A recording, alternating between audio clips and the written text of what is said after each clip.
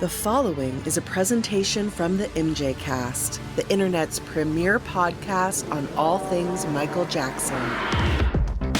I'm a Black American. I am proud of who I am. Together, we can make a change in the world. I want to see you!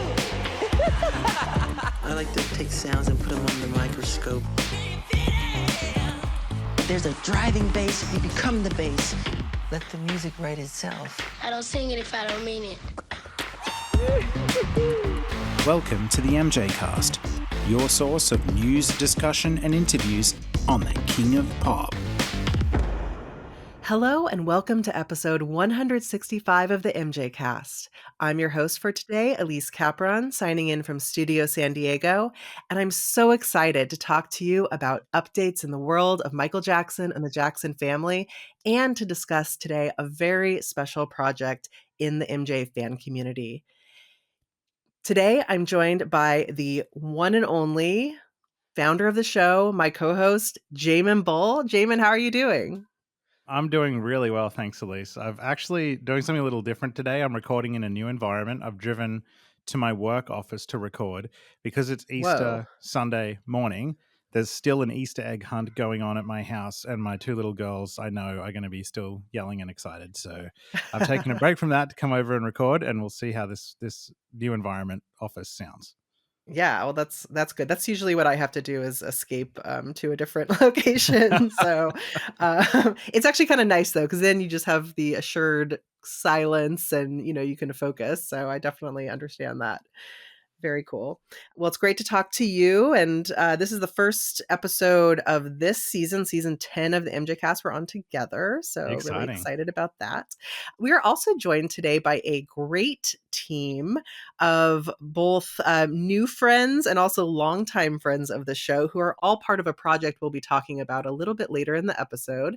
First of all, let me say hello to Andy Healy. Hi, Andy. How are you doing? Hey, everyone. I'm doing well. And 10 seasons. Wow, guys. Congratulations. Thank you. Yeah, our minds are blown. And well, Andy, you have been there since way back, almost the beginning. Mm-hmm. Any listeners of our show will, of course, know you from either the MJCast or the many, many other things you do in the fan community. So as far as the show, your episodes, I believe, with us go back to 2016. You, of course, did all of the MJ 101 episodes, which are great. And listeners, if you have not checked out the MJ 101 series, Andy did these amazing series of ebooks which explore the music and artistry of Michael Jackson.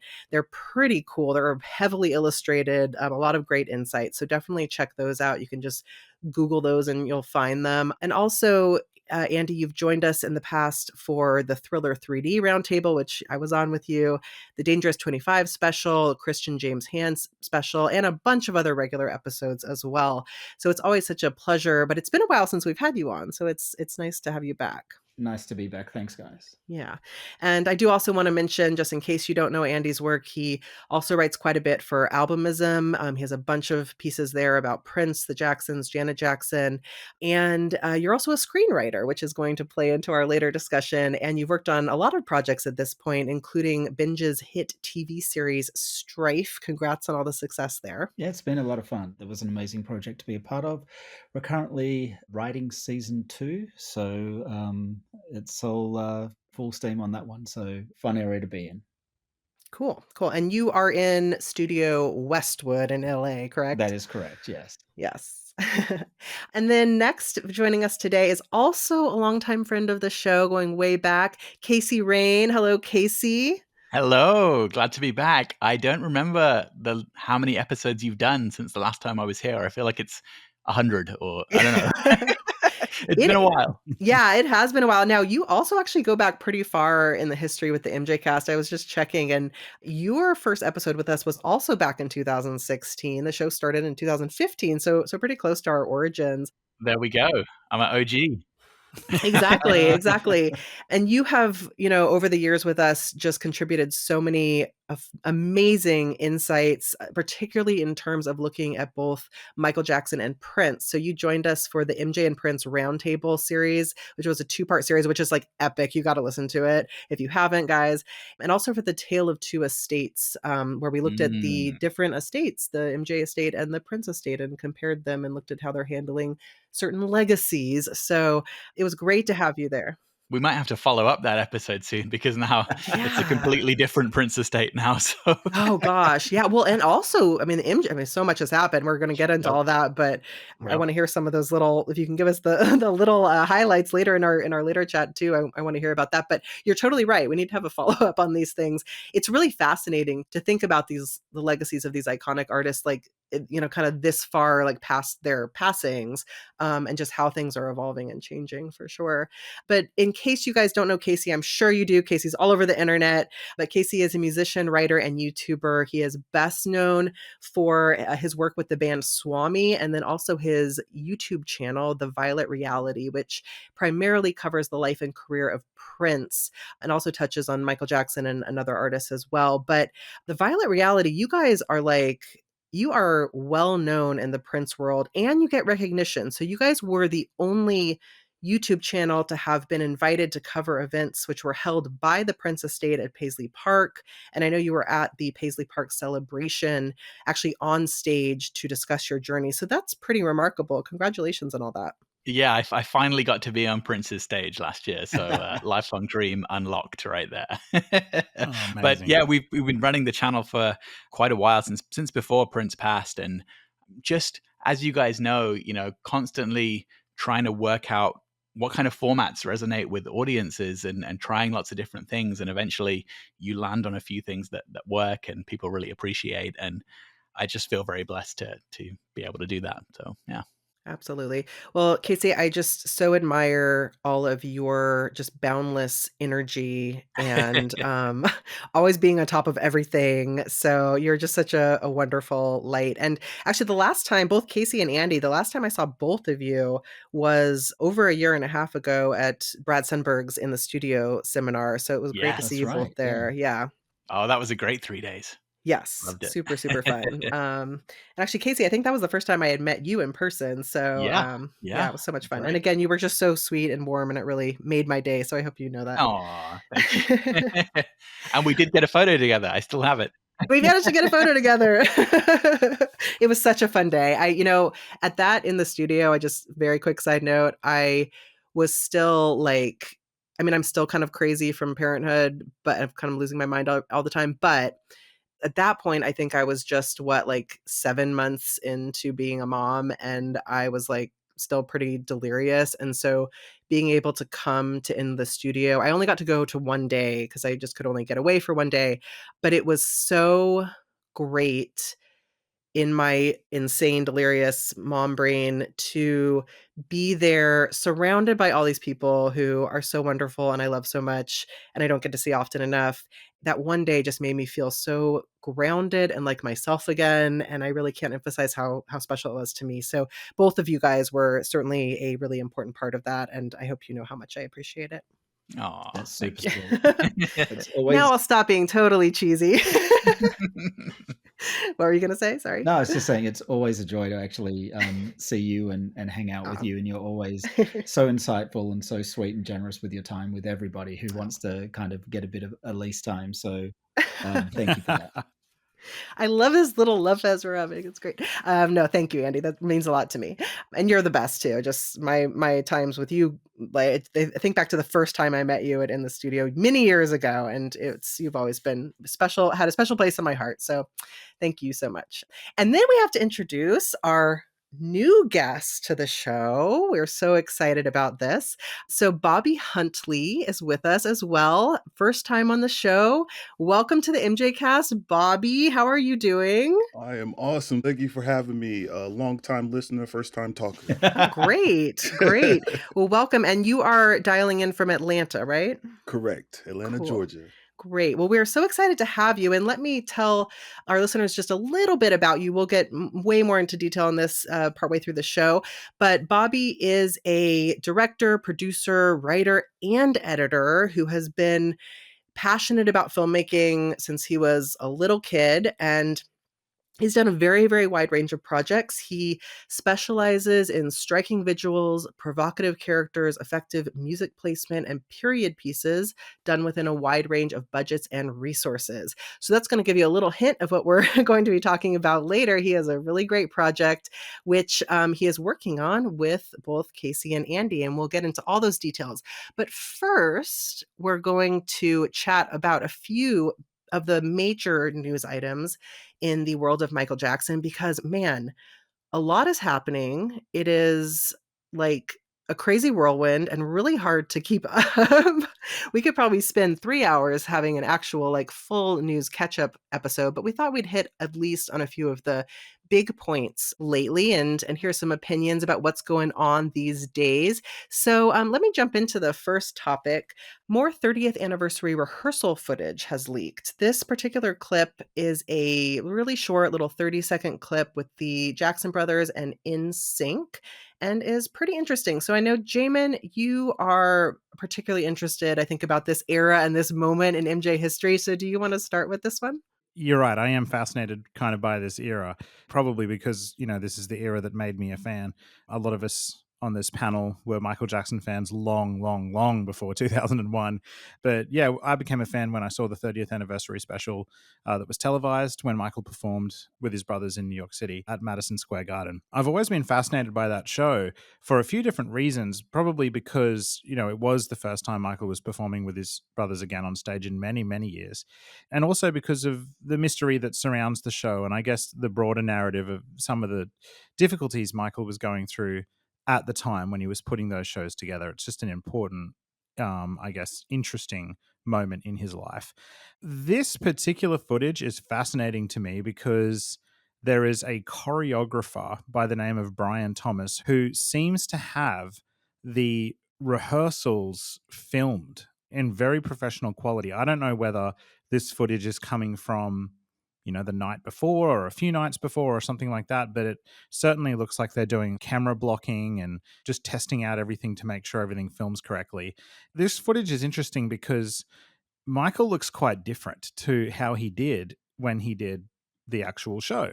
He's got his classic curly hair going on and he looks relaxed. And if you see other rehearsal footage of Michael, particularly, This Is It, famously, he's kind of not going all out in it because he's saving his energy, conserving himself for the show. This one, he seems to be really strong. Like he's very energetic and singing out, and it's just fascinating to watch. And I just desperately hope that at some point, whether this footage is packaged in a documentary or comes out in a different way, it would be fantastic to see the rest of it. I mean, I would love to see Michael performing songs like Billie Jean and things like that, looking like he is here.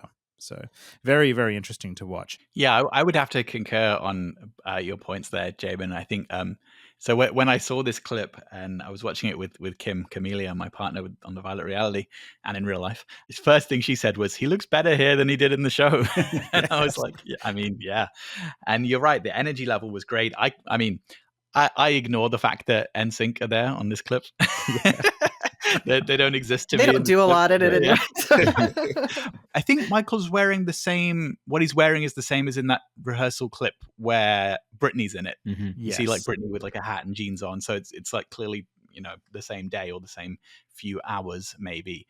But absolutely track this guy down. Let's get some more footage. Yes. Yeah, I think anytime you can get a live band and live MJ vocals, you're on a winning ticket. And so even though it's just like 30 seconds, I think we've probably all looped it and watched it for like, Yes. a good 5 to 10 minutes. I'm with you, Jamon. I would love to see either a documentary or I don't know if people do Blu-ray box sets or anything like that anymore, but seeing something that it showcases the performances from the night and also some of that behind the scenes footage, because as you say, it's Michael in full rehearsal mode. It's not This Is It, which is still, 3 or 4 weeks out from the opening night. This is probably day of or night before.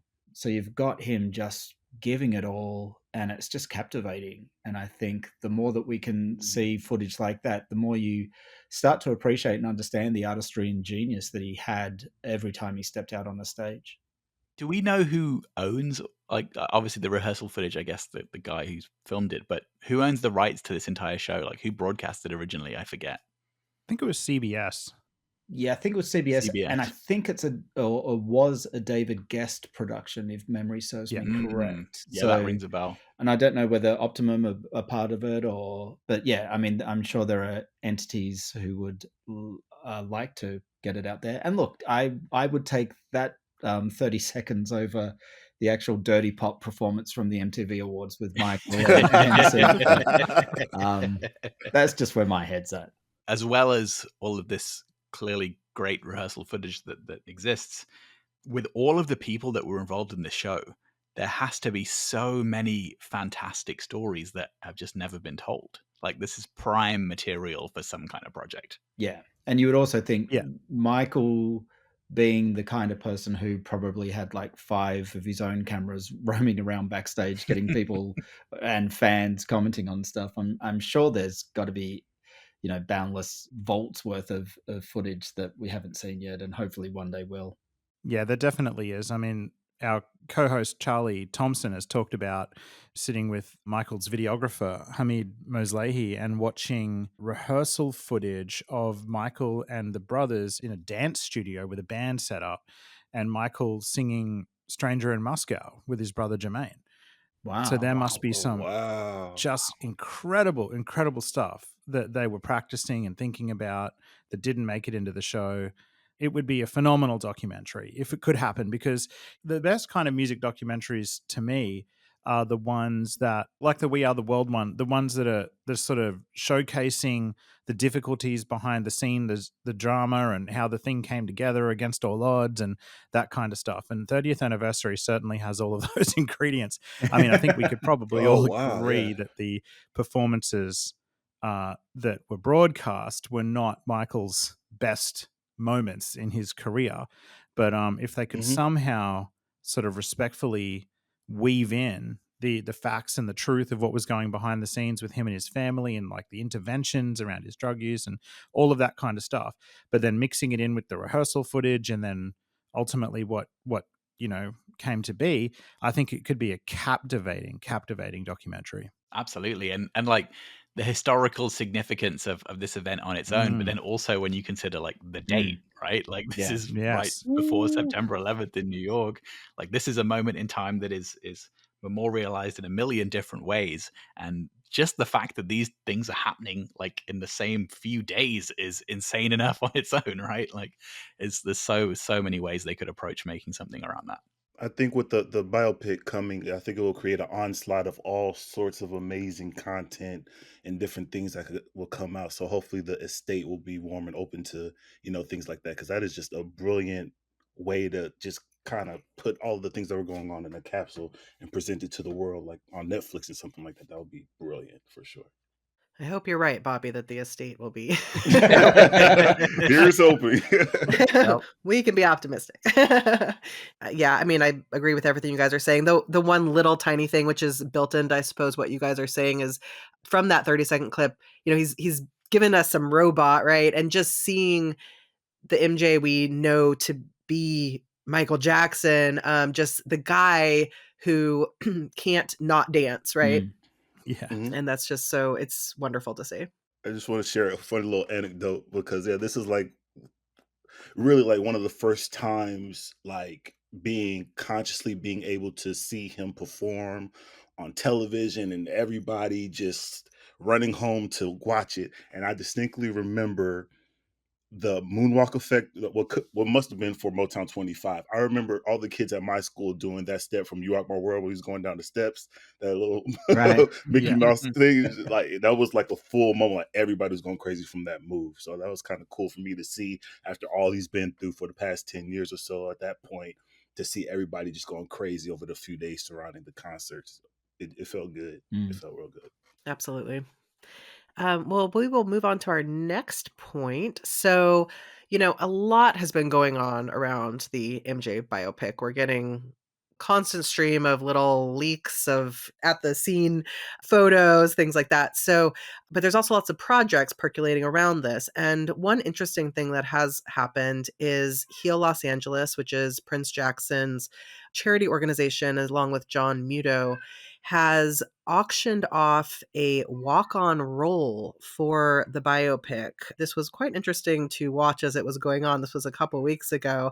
The walk-on role included an actual, like, it was non-speaking but walk-on extra role for one day on the set of Michael. It comes with behind the scenes access, the royal dining experience with Prince Jackson as your dinner companion, and a travel package too. So all this is a partnership, I guess, between Heal LA and the estate had to have approved this, of course. So, and it was, yeah, pretty interesting to watch. They had put a range of up to $100,000 for this thing. So I know all of us were very anxiously watching what it would actually go for.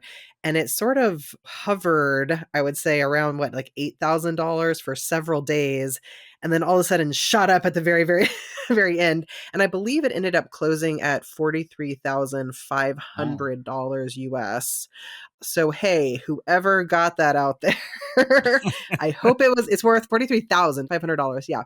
Kudos to you. I hope it's super, super fun. Yeah. How do you guys feel about this? I mean, I wonder, like, if they were able to negotiate any kind of publicity stuff. Like, are they going to announce this person that has won this bid ahead of time so that when we see the movie, we can like, oh, there he is. There's the guy that won the auction. Or there's the guy who paid the price of a car. Yeah. Maybe we'll just never know. Maybe he doesn't want that. I don't know. You never know with these kind of things. There was one comment that I think somebody made that I thought, would have been a cool way to do it. That, maybe they actually could have just done it like a raffle and everybody paid a flat fee and then somebody wins and you make the same amount of money, if not more. Because basically, like, look, nobody's going to say anything about, money going to charity. It is what it is. Great. Like, everyone's happy for that. But like, there's very few people who are going to be able to just drop 40 grand plus to get in on a chance of this. So, it is what it is. But I'm not salty about it. I'm happy for the dude. It's all good. Well, we look forward to seeing you on screen, Casey. Well done.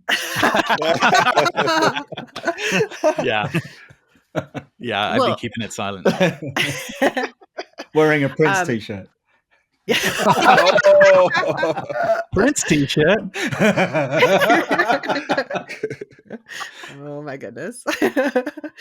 Well, I mean, it's also interesting in terms of looking at what Heal LA is doing and how they're kind of trying to like leverage certain things lately with experiences they are offering, right? So I'm a huge fan of their Thriller Night charity event. Of course, I've gone once and I hope to go again.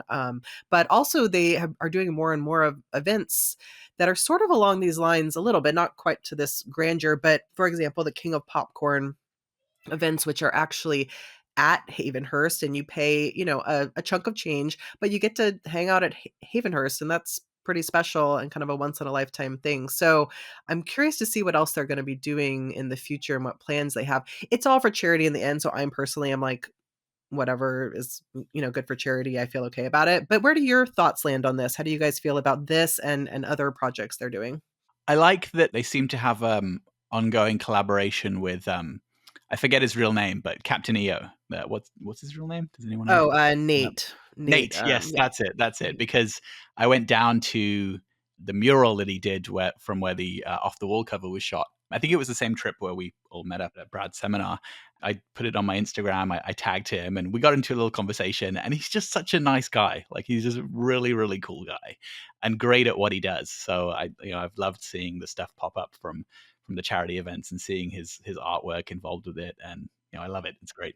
Yeah, I think, a charity's job is to raise as much money as they can for their mission. And so, I agree with Casey. I think if they had opened it up and made it like a lottery system, I mean, the Jacksons have done lottery systems before in the past, but if they did a lottery system where fans, it was $100 a ticket, or 200 got you 10 entries or something like that, they could have raised a lot of money across the board.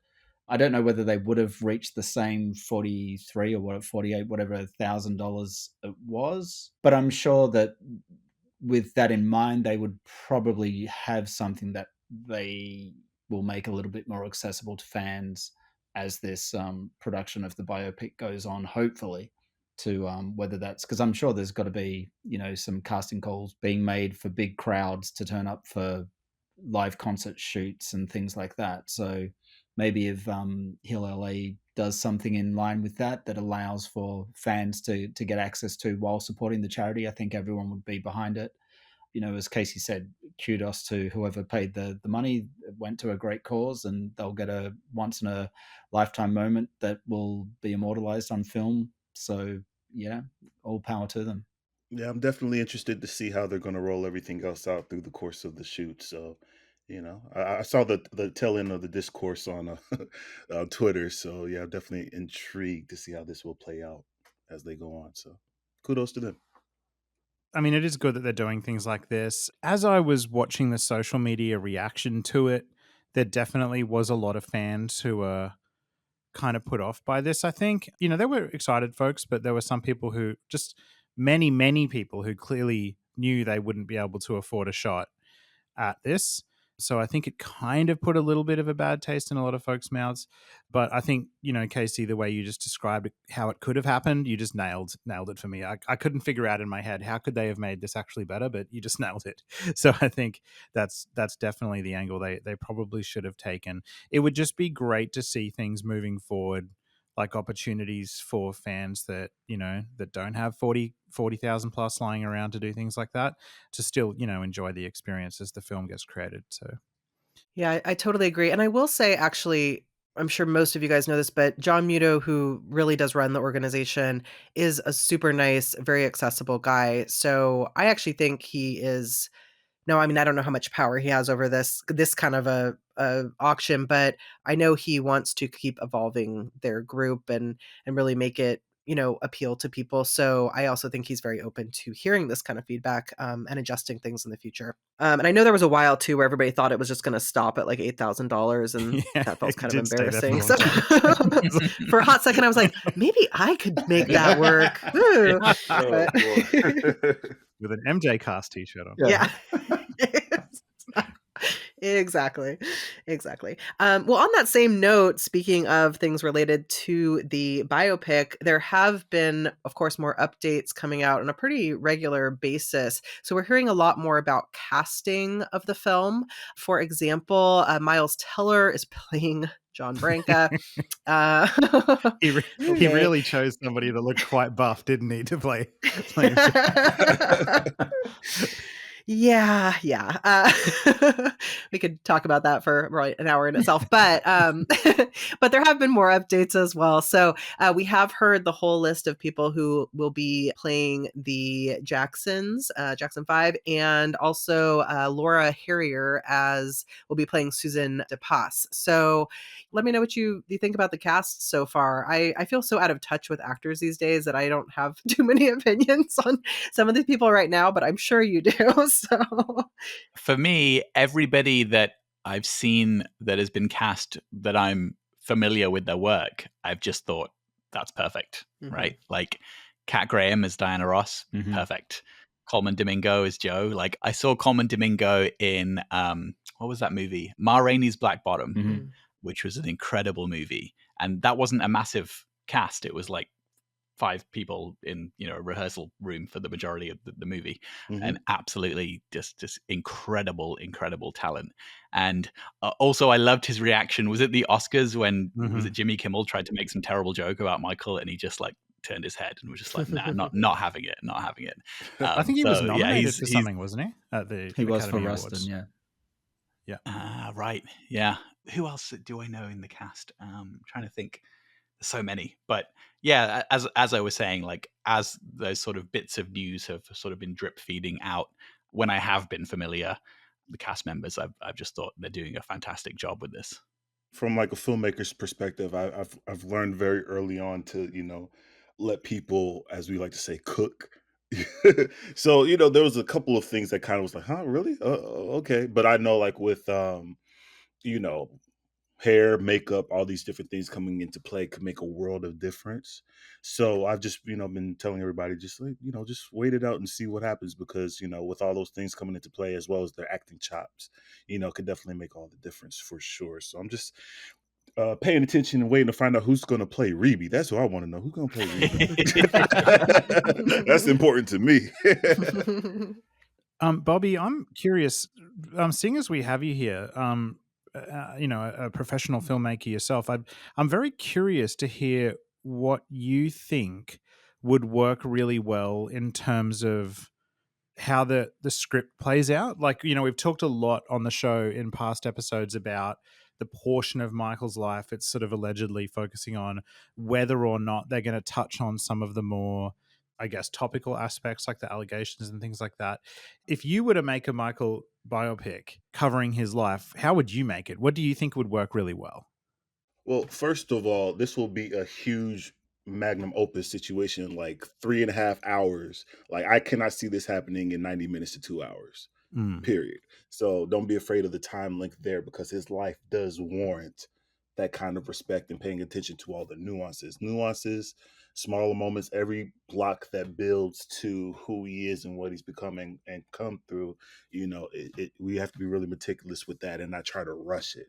I know what they call cradle to grave, biopics are very, kind of difficult, especially when you try to not be so formulaic. Because, when you're seeing 5 biopics, you're pretty much seeing them all. So I'm very intrigued by, how it's written, how things are paced out.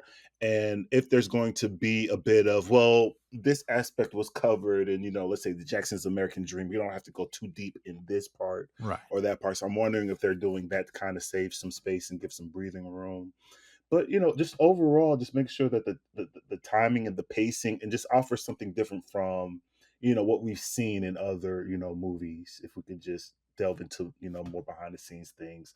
And then plus the fact that, with American Dream, it misses chunks of like the late 70s to the early 80s. And then, of course, everything after that fact. So, yeah, I'm just really just intrigued, to just plug in all the, loose holes and all that. And I have to ask too, like, I guess Bobby especially, but all of you, do you, as far as like the little bits and pieces we're getting about the film, do you like getting these little leaks, or would you No. rather? Okay, yeah, that's how I feel too. Thank you. No. Yeah. Because I get too critical and I'm like, oh yeah, the afro needs a little bit more puff in the front, like just little different things and all those. I don't want to see anything if I can help it. I need to really learn how to like mute those things on Twitter, to be honest with you. I'm just scrolling and then bam. I'm not seeking any of it out, but it's hard to avoid when you are in this social media space that we're all in. One thing I did like, or just, I can, puff up my chest a little bit, is that first photo that came out of Jafar on stage. Kevin Mazur from Getty Images took that photo. He took my photo last year at Paisley Park, and I talked to him afterwards. So I'm like, every time I see a photo from him now, I'm like, yeah, my pal Kevin. Woo. That's awesome. That was a good photo. That one was worth leaking out. Yeah, look, absolutely. I think I probably speak for all of us when we say we know it's coming. We kind of want to wait until the trailer drops, and then we want to go and experience it. I mean, Bobby will be able to talk to this more than anyone, but you have a script, and that's kind of the blueprint, what you actually shoot, and then really the movie's made in the edit. They may overshoot stuff. There may be a director's cut that's, 3+4 hours. And then when they get into the editing, they might realize, what, we don't need to dwell so much on the Jackson 5 stuff or the Jacksons or whatever. And it depends on whether they're doing a cradle to grave story or whether they're doing a thematic story where the narrative will be touching on points and you're flashing back to key moments that inform what's happening in present time for Michael. It's going to be interesting to see how they approach it. And as much as I don't want to know anything about it, you can't help but drive around LA and all of a sudden think, wow, Tower Records is opening again. And then you realize it's for the biopic. Or I was just driving the other day and it was like, oh my, Toys R Us are coming again. And then it's like, no, they're doing that for the... So anytime I say anything that's mildly Michael related at the moment, I'm kind of like going, yeah, that's probably for the biopic. So yeah. And Andy, do you have any other kind of insights or opinions here as a screenwriter about just like this, what you would feel like the scope of the storyline should be or anything? Yeah, I mean, it depends on what they want to present. For me, doing the recording of Thriller and kind of, that becoming Michael Jackson moment is interesting, but it's kind of like being done to death. For me, the more interesting moments are either the recording of Bad or the History album, and where you can get to showing Michael coming into his own creatively, or Michael coming into his own in the world. They're the more interesting thematic moments, I think, that you could play with. And then you can jump back in time and get informed by how he got there through the Jackson 5 and through the Motown kind of factory. I actually did, when they announced the biopic, I was up late one night and just had this kind of like, oh, this is how I would do it, the opening scene, and kind of wrote it out. And I think I put it on Twitter a while ago. And cool. And it was just like, for me, it was opening with him looking in the mirror and basically the whole swirl of media nonsense that had followed him just kind of circling in his head, and you're just hearing it voiced over like from all different things. And then you would follow him, track him down a corridor into a vocal booth, and then he lays down the opening lyrics for Scream. And then it's like, that tells people like, this is what he's dealing with, this is how he's reacting to it, and then you can take the story anywhere from there. And that was, just as a creative, just something I wanted to do to kind of like see, well, what could you do with it beyond just the normal, here they are, a struggling family in Gary, Indiana, and now we're going to track them through, how the boy from Gary, Indiana becomes the most successful and impactful artist of a generation. There are many different ways you can do it. I think the opportunity from this being, an official estate sanctioned big budget project is Michael never really talked too much because he just didn't want to, and most people in that position don't, about how hard it is to struggle with autoimmune conditions, right? Whether that's like the vitiligo or the lupus. My sister's a type 1 diabetic, and she, most people will see what she does for work and just think this girl's amazing. As her brother, I see how really hard it is for her to get to that point and to deal with something like that every single day. That's something like you still see uninformed people all over social media who don't understand what he was dealing with the conditions that he had. And that's a real opportunity to humanize him in that way. Look what he achieved, even with having to struggle on a daily basis in this way. I think that would be a real moment that they could capture.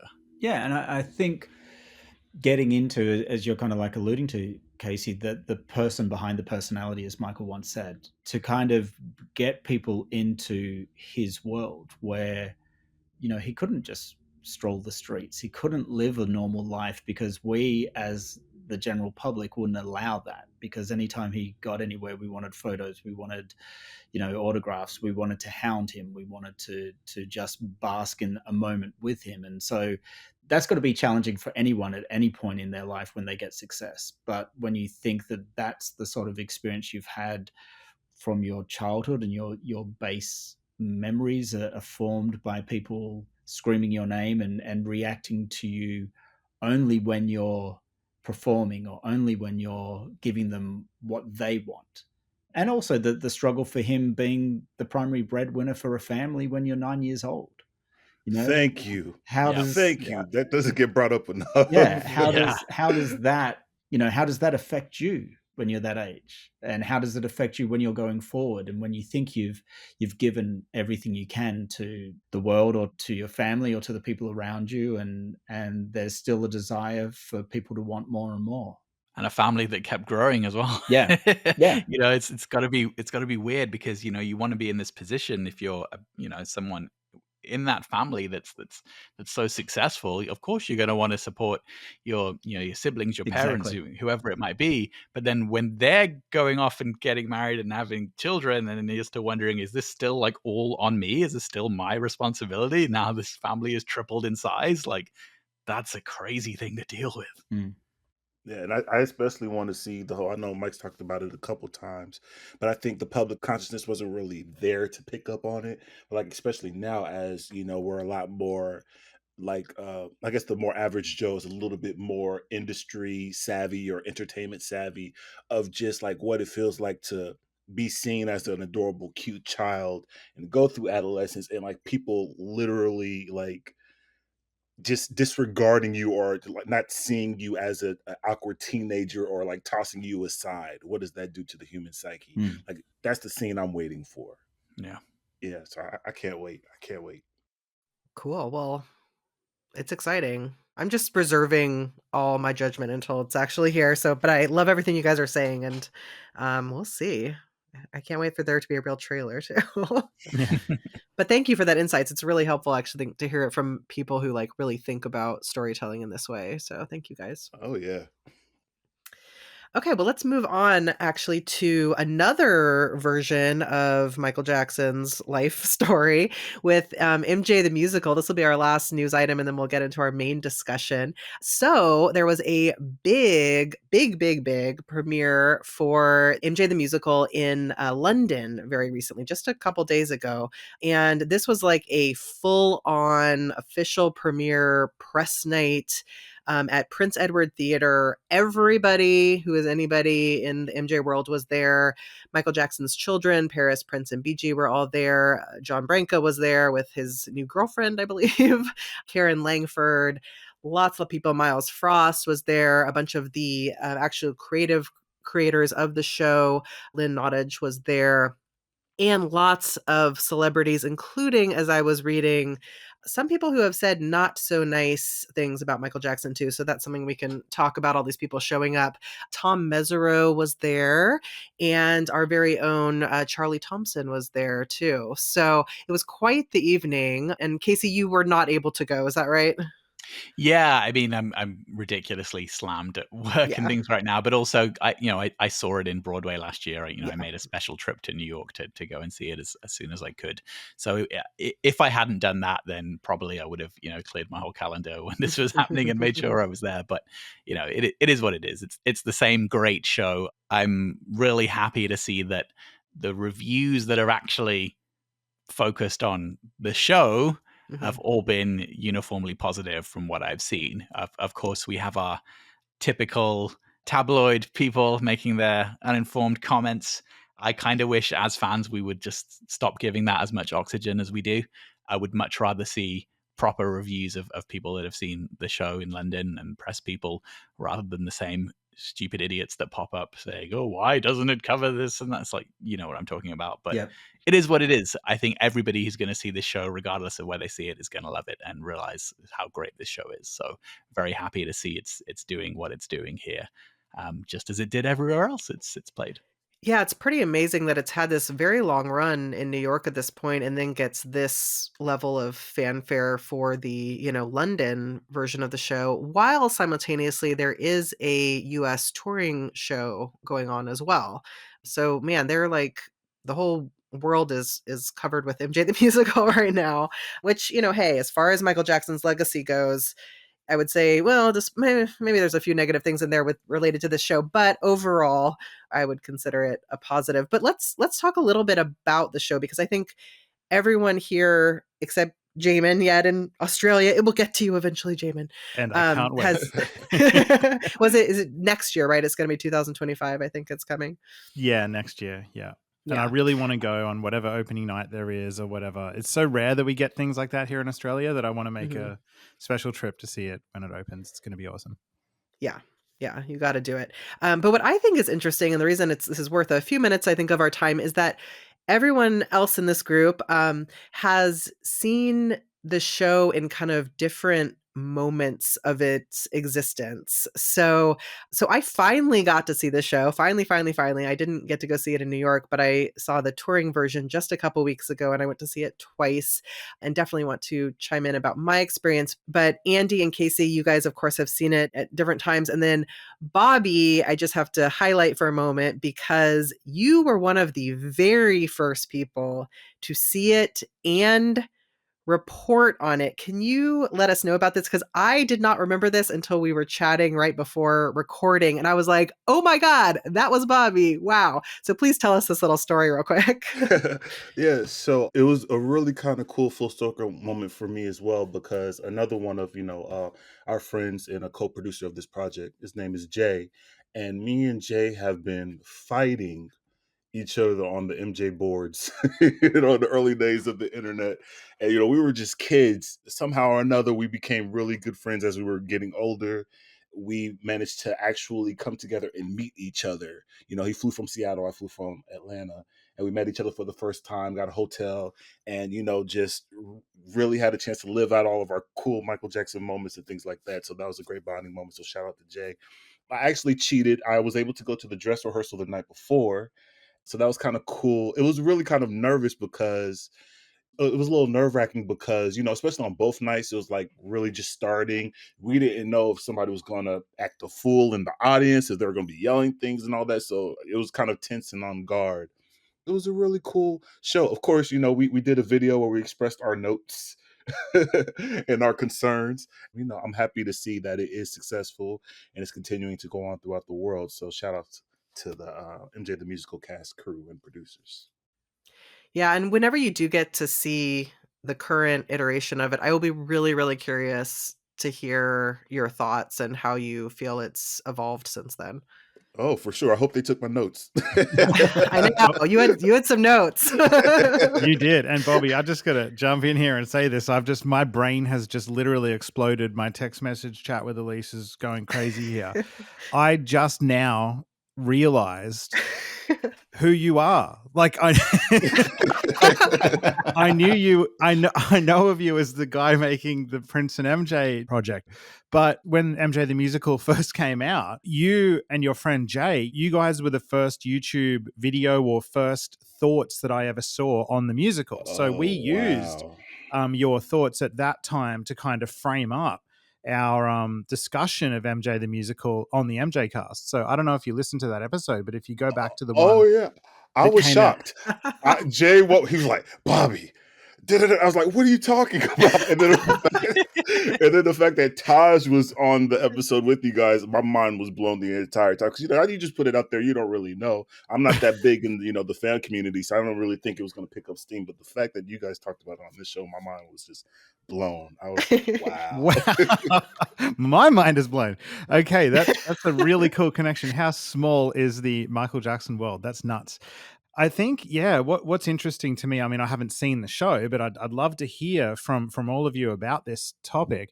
But from memory, I mean, it was so long ago now, but from memory, one of the smaller concerns that you guys had in your video review was how Joseph was depicted, or how the family was depicted in the very, very early versions of the musical.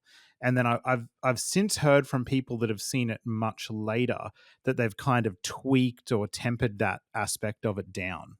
Is that the case? Do you guys know if that's the case? Or I mean, I don't know if how many of the changes were related to Joe or the family specifically, but I definitely had a conversation when I saw it in New York with somebody we met there that had seen it a few times that mentioned that there had been quite a few changes since the first time they saw it. And when we saw it, it was right at the end of Miles Frost's run. Like they'd announced the guy that was coming in to replace him, and this was like his last week of shows even.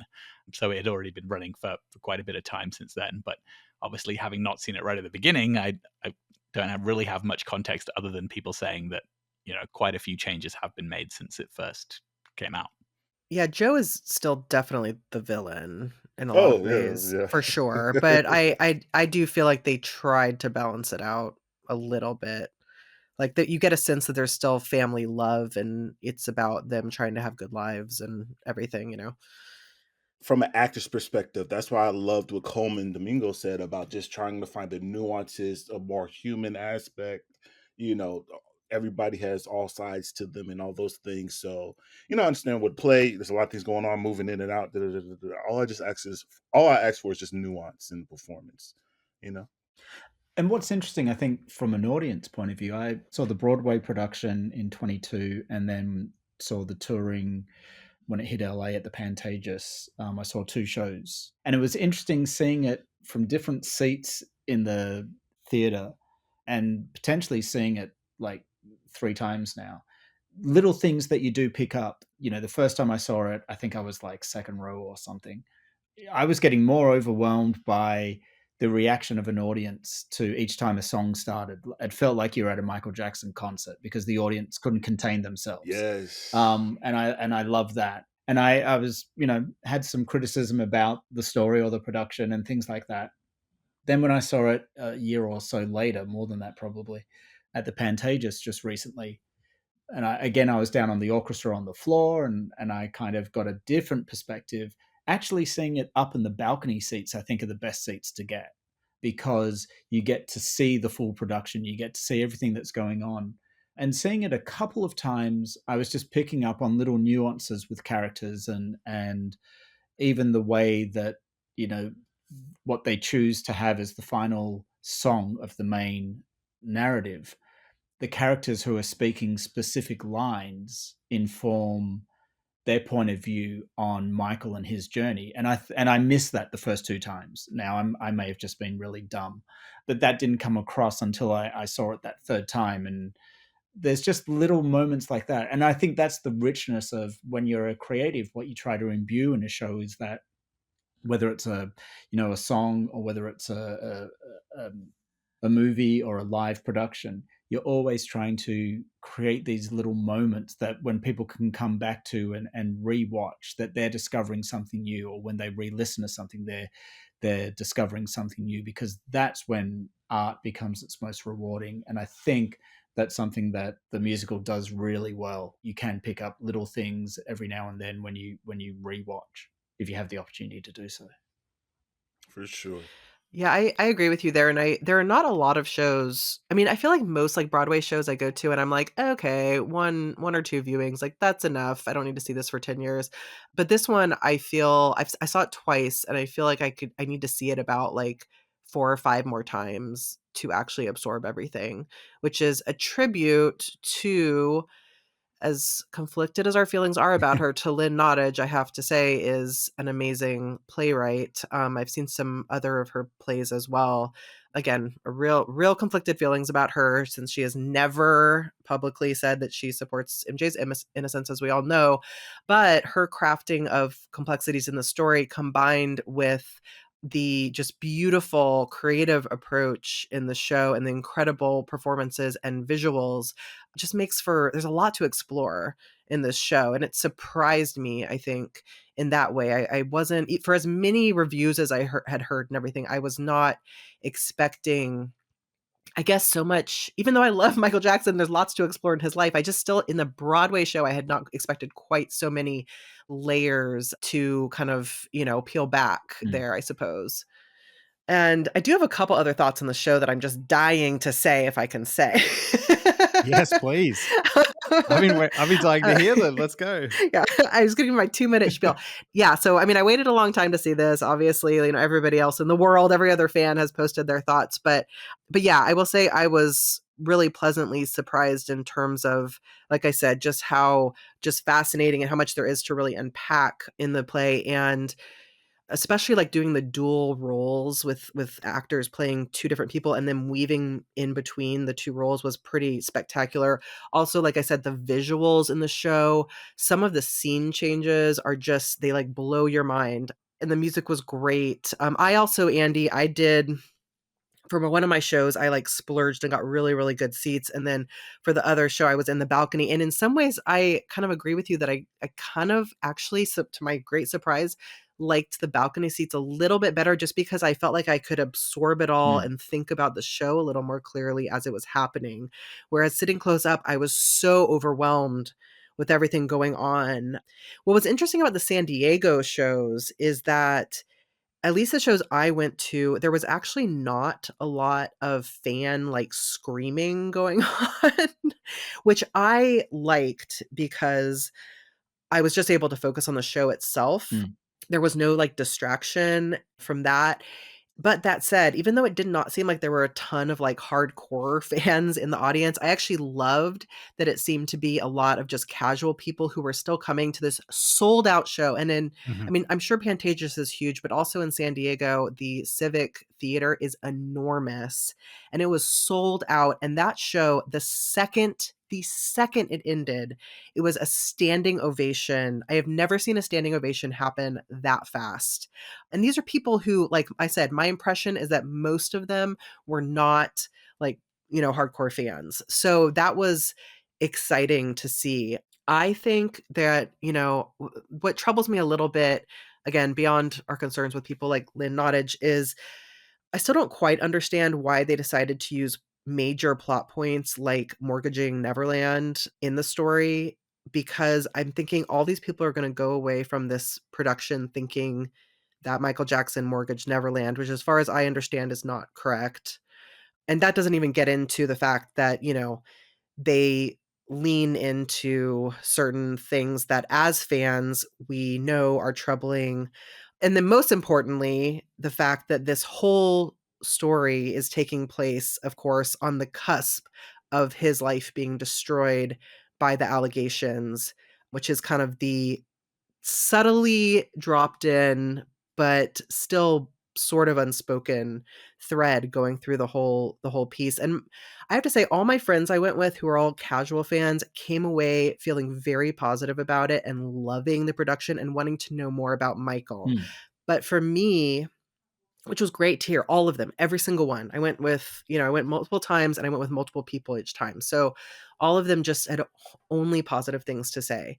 But I came out of it with a little bit more of a unsettled, kind of haunted feeling, particularly in terms of and this is what I really, I think, want to hear from you guys about, particularly the very last scene, which I will not say what it is because visually, and this is the one with Michael and Joe, it's one of the final scenes, not the very, very last. It's visually and performance-wise, it is jaw-dropping, this scene. It's incredible. I'm sorry, can you guys remind me what it It's the one with a lot of red in it at the very end. Yes. I'm not even gonna describe what it is, because honestly, if you haven't seen it, I'm just gonna it's a surprise. Yeah. But for me and all my friends who saw it, their takeaway from that scene was that it was actually Michael confronting the demons of his past and breaking out of it and becoming himself. I had a different reading of that scene, and at least the first time I saw it, I felt like there was a subtle suggestion that Michael Jackson was becoming a monster. And I felt kind of upset at the end. I didn't get that takeaway. Okay. Yeah, I'm glad to hear that. On the various times that I've seen it, and my takeaway wasn't that. My takeaway more was that that his success was the thing that was trapping him, and that his success was the thing that was manipulating, and kind of this voodoo kind of feel. That's how I read it anyway. Well, I'm glad to hear that, because it genuinely made me upset. Right. And I thought, what did I see? Like, what was this? What is interesting, Elise, is, the Pantages was very much a musical crowd. It wasn't a Michael Jackson crowd. And what was interesting for me was seeing what story points the audience reacted to. And on one of the nights, the biggest audible gasp within the audience was when they kind of show the after effects of the Pepsi commercial and Michael's introduction of painkillers. And it was almost like the audience didn't realize they'd never drawn those connections. Around me, there was this audible gasp of people. It was like the penny was dropping for people. They were going, oh, okay, this is what happened. And this is how that was the turning point for his life in one way, which was very interesting. And then also understanding the family dynamics a little bit and the pressures within the family and the victory tour and things like that. So it's always interesting to sometimes take yourself out of Michael Jackson world and try to see things as the general public does, because I do think sometimes we can overlay stuff or interpret stuff that isn't necessarily being read by others. And so it's good to kind of re-sense check to see through other people's eyes. And sometimes you see stuff for the first time as well through other people's eyes. Yeah, no, I appreciate all that. And like I said, I mean, like when we came out of the play, especially the first night I went with just two friends, they're not even really casual fans. They, appreciate Michael Jackson, but know very little about them. And they came out wanting to hear, like you said, they wanted to hear more about his burns and things like that. And kind of actually like to the earlier points, I think, Casey, you were talking about us really understanding everything he was going through with lupus and vitiligo and all the other stuff. They were like, oh my, they couldn't get over it. They were just kept saying, I just never appreciated how much he was dealing with those burns and how much that affected his life. So I think for the mainstream viewer, it's really a positive experience, and it gets them thinking about Michael Jackson as a human in ways that maybe other projects haven't quite done. And that is, I think, overall certainly a positive. I would agree with that. I think the emotional beats in that way. My experience in New York was also that they seem to resonate with people that aren't necessarily hardcore fans and make them understand that in a different way. Yeah, so I think it definitely succeeded in that regard. And I should say, despite everything, despite my couple of negative comments, I love the show. I think it's absolutely absorbing and very impressive, and I do hope to see it many more times. Same here.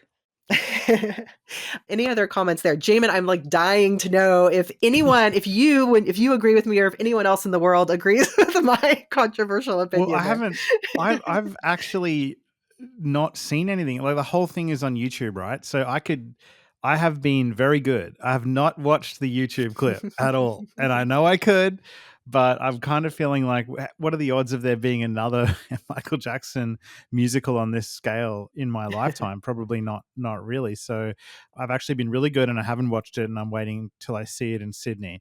All I can go from is what people have said about it that have seen it.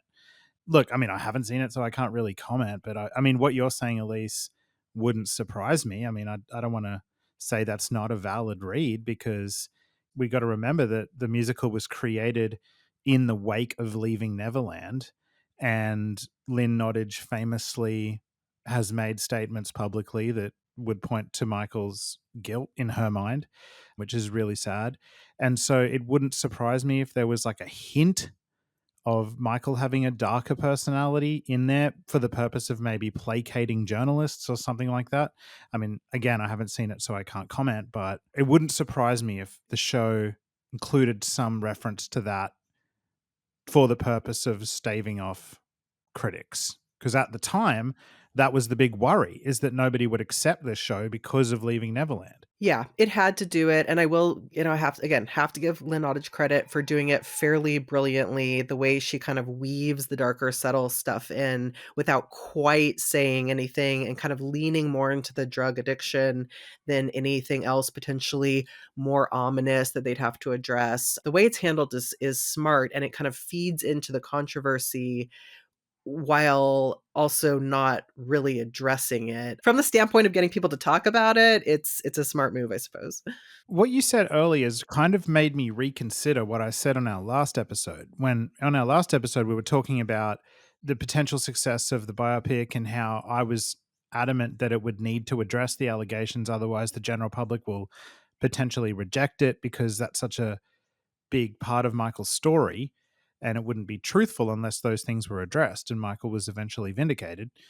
But if you're saying that a whole theater of people gave an immediate standing ovation to a production that really didn't address the allegations, then maybe there is an appetite for a Michael story that doesn't include that. I don't know. It's made me reassess my position. And I just want to say there was a standing ovation in New York when I saw it as well. As I said, it had already been running for quite some time at that point, and I was very happy to see that. Without giving too much away, Jamon, there are just so many things that you can pick up on and that you'll love about it. I think the choice of songs is probably one of the best things about it as well, and the sequencing of them. And there are songs in there that certainly any casual people going to see it are not going to know. But when you know and you understand why they placed these bits in these places, it's a very impressive moment when that happens. I can't wait. I want to hear a little bit more from Bobby actually about this, because you saw it really, really early on, and there was a lot of feeling and emotion in your original review that had me captivated. Have you seen it since then, or have your feelings sort of changed over time, or do you still feel about it the same way that when you first saw it?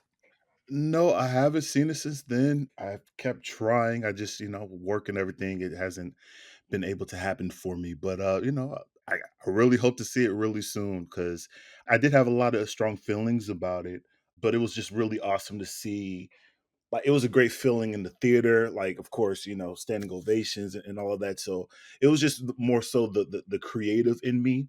And then also from, an African American male perspective and, just seeing how certain things are played out and how family is represented and all of that. I'm just kind of sensitive to those things when things are placed into like a more wider general audience kind of a thing. I'm just intrigued to see where it is now currently, but I'm definitely excited about it. And to hear that there's a clip on YouTube, I might have to go and see what that's about. Yeah, the whole thing's on YouTube. Well, it was Oh boy. like last month. Somebody linked me to it and said you can watch the whole thing here. And I was like, I don't know if I want to. One little tidbit that I will add: when the show finishes and then the band comes out for a kind of reprise as you're exiting the theater, generally you go out and they're playing a certain song and that kind of sticks in your head. Getting out of the Pantages on the last night took forever. And I was happy that it did because the band finished playing, everybody left the set, and then Liberian Girl played over the PA system. Oh man. And I was like, oh, okay, I'm going to take my time just because just to know that they had the forethought to kind of think, well, what do we play once the band's finished? Because normally you exit and the band's still playing. And I don't know whether that's the song that they will continue on with, or whether it's just like a random MJ song and it was the recording from the Bad album. So I don't know if anyone else listening has stayed on beyond the main band performance and whether Liberian Girl is the song that they always play or whether it's just another MJ song. I'd be curious about. Yeah, honestly, I don't remember. I must have walked out far too early, clearly. I'm not sure. Yeah, I don't recall Yeah, I don't remember. But I was there for a long time. I got to touch the stage and touch the stage lamp post that they put out at the end of every play. And I was even with the cast and crew when they were doing their congratulatory wine toast at the end. So it was I stayed around a long time. So we've been doing a lot of chatting in this great conversation about looking at Michael Jackson's life and storytelling and structure and approach and perspective. Also, there's just, that combined with how the next year is just going to be so huge for, again, Michael Jackson's storytelling. We have the biopic, the musical will continue to go on. And there is another project percolating, which the members of this chat are deeply involved in and are creating as we speak. And that brings us to our main discussion topic. So the real reason we wanted to have Bobby as well as Casey and Andy on today is to talk about a film project that Bobby has created. Andy has done the screenplay and Casey is a co-producer on, which takes us into the lives of both Michael Jackson and Prince. It's called Royalty at the Park, and it is a film project, a short film project, I should clarify, that is still in development, but that we're really, really excited to talk about. I know there's been like some buzz on social media already about this. Bobby, you've been putting out some really interesting video clip stories with some context of this project. And so, yeah, we want to dive in and get some info on how this is going and get some more stories behind it and all that good stuff. But what I thought I could do maybe is to start things off is to just read a little one paragraph with the primary concept. And then we have a bunch of questions for you guys because we're excited to talk about this. Royalty at the Park is inspired by true events. And here's the description. What happens when two icons of music, often pitted against each other, have a private meeting? Throughout their lives, Michael Jackson and Prince have had several run-ins since the late 70s, some more infamous than others, such as the James Brown 1983 concert, which, hopefully if you've never seen that, please put this on pause and go watch it. It's the best thing on the internet. And also the ill-fated, of course, Bad Duet. Others are shrouded in secrecy. In the spring of 1988, following 3 sold-out nights in Minneapolis, Prince invited Michael Jackson to his Paisley Park compound. This private meeting between the entertainment juggernauts is where an earnest friendship truly began, away from the press, hangers-on, and managers. The birthing of a mutual respect continued until Michael's passing in 2009. Royalty at the Park takes us behind the doors of this fateful evening that people barely know about. So, this is a new film project. Jamon and I have had the honor of getting to confidentially read the script. Thank you guys so much for sharing that with us. And this concept is absolutely fascinating. So, we're not going to give too much away, of course. But, Bobby, you are the primary creator of all this. So, can you give us a little bit more info on just kind of overview of the setting, characters, and plot? Can you tell us anything else that you're able to share now beyond the basic pitch? Yeah, I'm a lifelong fan of both. I've always celebrated both, and I've never really understood the people that, wanted to pit them against each other, put one above the other. I just really appreciated, all that they brought to, music, entertainment, art, culture, and all of those things, to the point where, in my filmmaking, and I used to do music as a kid as well, I always consult them spiritually, like what would they do in this moment, how would they do this and do that. So I always try to have a little piece of nugget of them in my work, even down to like one of my signatures, in my films. I have a sample of Michael's finger snaps. So like literally in every film, every trailer, you'll hear Michael Jackson's finger snaps keeping time in the back somewhere. That's very cool. So yeah, because a lot of my creative energy comes from them. I was in Cannes screening a film a couple of years ago, and I just kind of came up with this idea, and there was just a lot of different interviews and things going on around that time. One was by Kat, which was a dancer for Prince at that time, and she was just kind of telling a story of how they met up at Michael's concert in Minneapolis, and right before, and all those things, and that Michael and Prince alone had this private meeting at Prince's house. Before the sake of story, I put it at Paisley Park. There's not too much known about what exactly happened. The other pinpoint for me was, I remember as a kid watching a movie on VH1. I'm a VH1 kid, by the way. And they had this movie called Two of Us about Paul McCartney and John Lennon's private meeting that they had some years after, the Beatles broke up. I wasn't a Beatles fan then. I'm a major Beatles fan now. So just kind of looking at it through those lens of, everybody pitting them against each other at that time, and, people wanting to see them together and all these different things, and just behind the closed doors, without the ego and all this and that, they're able to like actually talk and reconnect. And then also around that time as well, there was a movie called One Night in Miami about Malcolm X, Muhammad Ali, Sam Cooke, Jim Brown, all prominent African American men in their respective fields, politics, entertainment, sports, all those things, Black men in the civil rights movement. So I was just seeing that, okay, there are films that cover these kinds of stories, a little bit of like a what if we were in the four walls to be able to see and hear their innermost thoughts and feelings and all of that. And of course, understanding that, Michael and Prince would never really give 100% up to each other. There's still going to be certain walls up and things and stuff like that. But I felt like, as two African-American men, both from the Midwest, and all of the amazing things that they've done up to that point, and especially after, and all the things that they would go through, there was just too many parallels that I noticed, and that fans of both, that we know that there's a very promising story here. And that was why I was so passionate to get started and seeing what I could do as a fan to just write a love letter to both of them, and just take them on this ride and journey and see what happens on this one night. So that's Royalty at the Park. Oh, that's really exciting. I had such a great time reading it. I read through the script twice. Again, thank you so much for trusting us to be able to read that. It's made me very excited to see where the project goes and how it comes to fruition. How far away do you think the project maybe is from becoming a reality where Michael and Prince fans are able to watch it?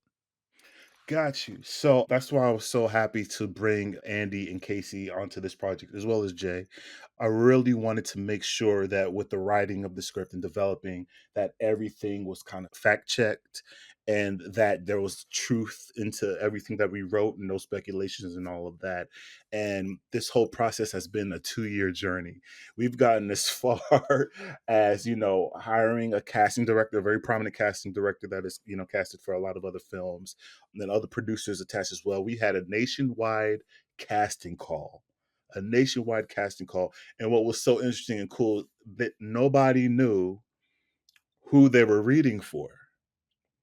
We got a chance to see so many amazing talent, and the gentleman, I just want to say the gentleman that we've chosen for Michael, and of course we can't really release who people are just yet because we want it to be a little bit further along the process, but the gentleman that we chosen for Michael, like I think we all pretty much agreed, he just captured that essence naturally, and he didn't know that he was reading for Michael. We had fake names, we changed some elements of the story around, for the sides that they had to read to audition, to the point where like he made, the casting director and myself too, I'm not gonna lie, I cried.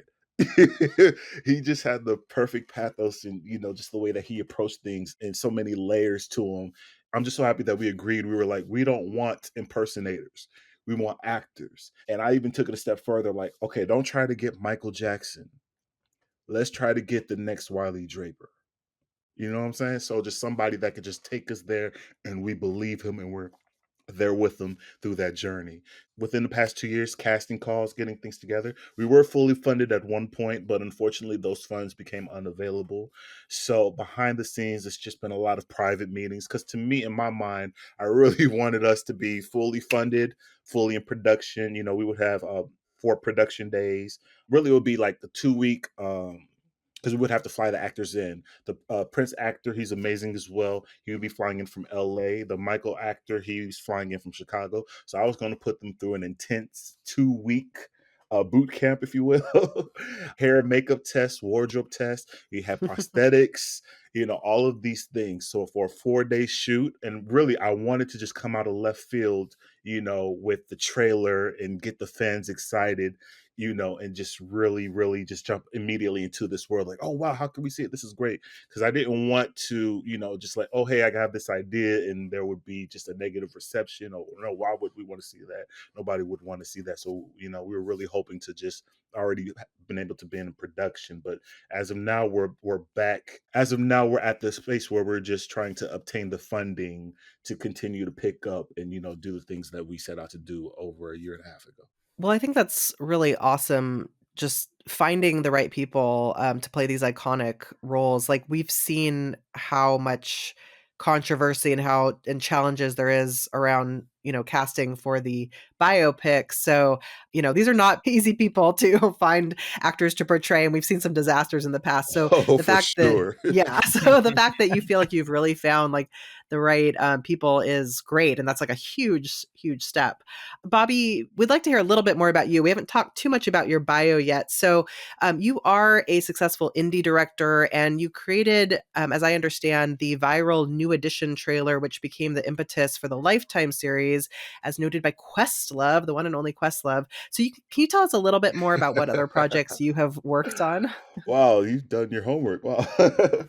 I guess it'll be 10 years ago this year, actually. I just got out of film school and I was thinking that, New Edition, we needed another biopic for the 80s and 90s generation.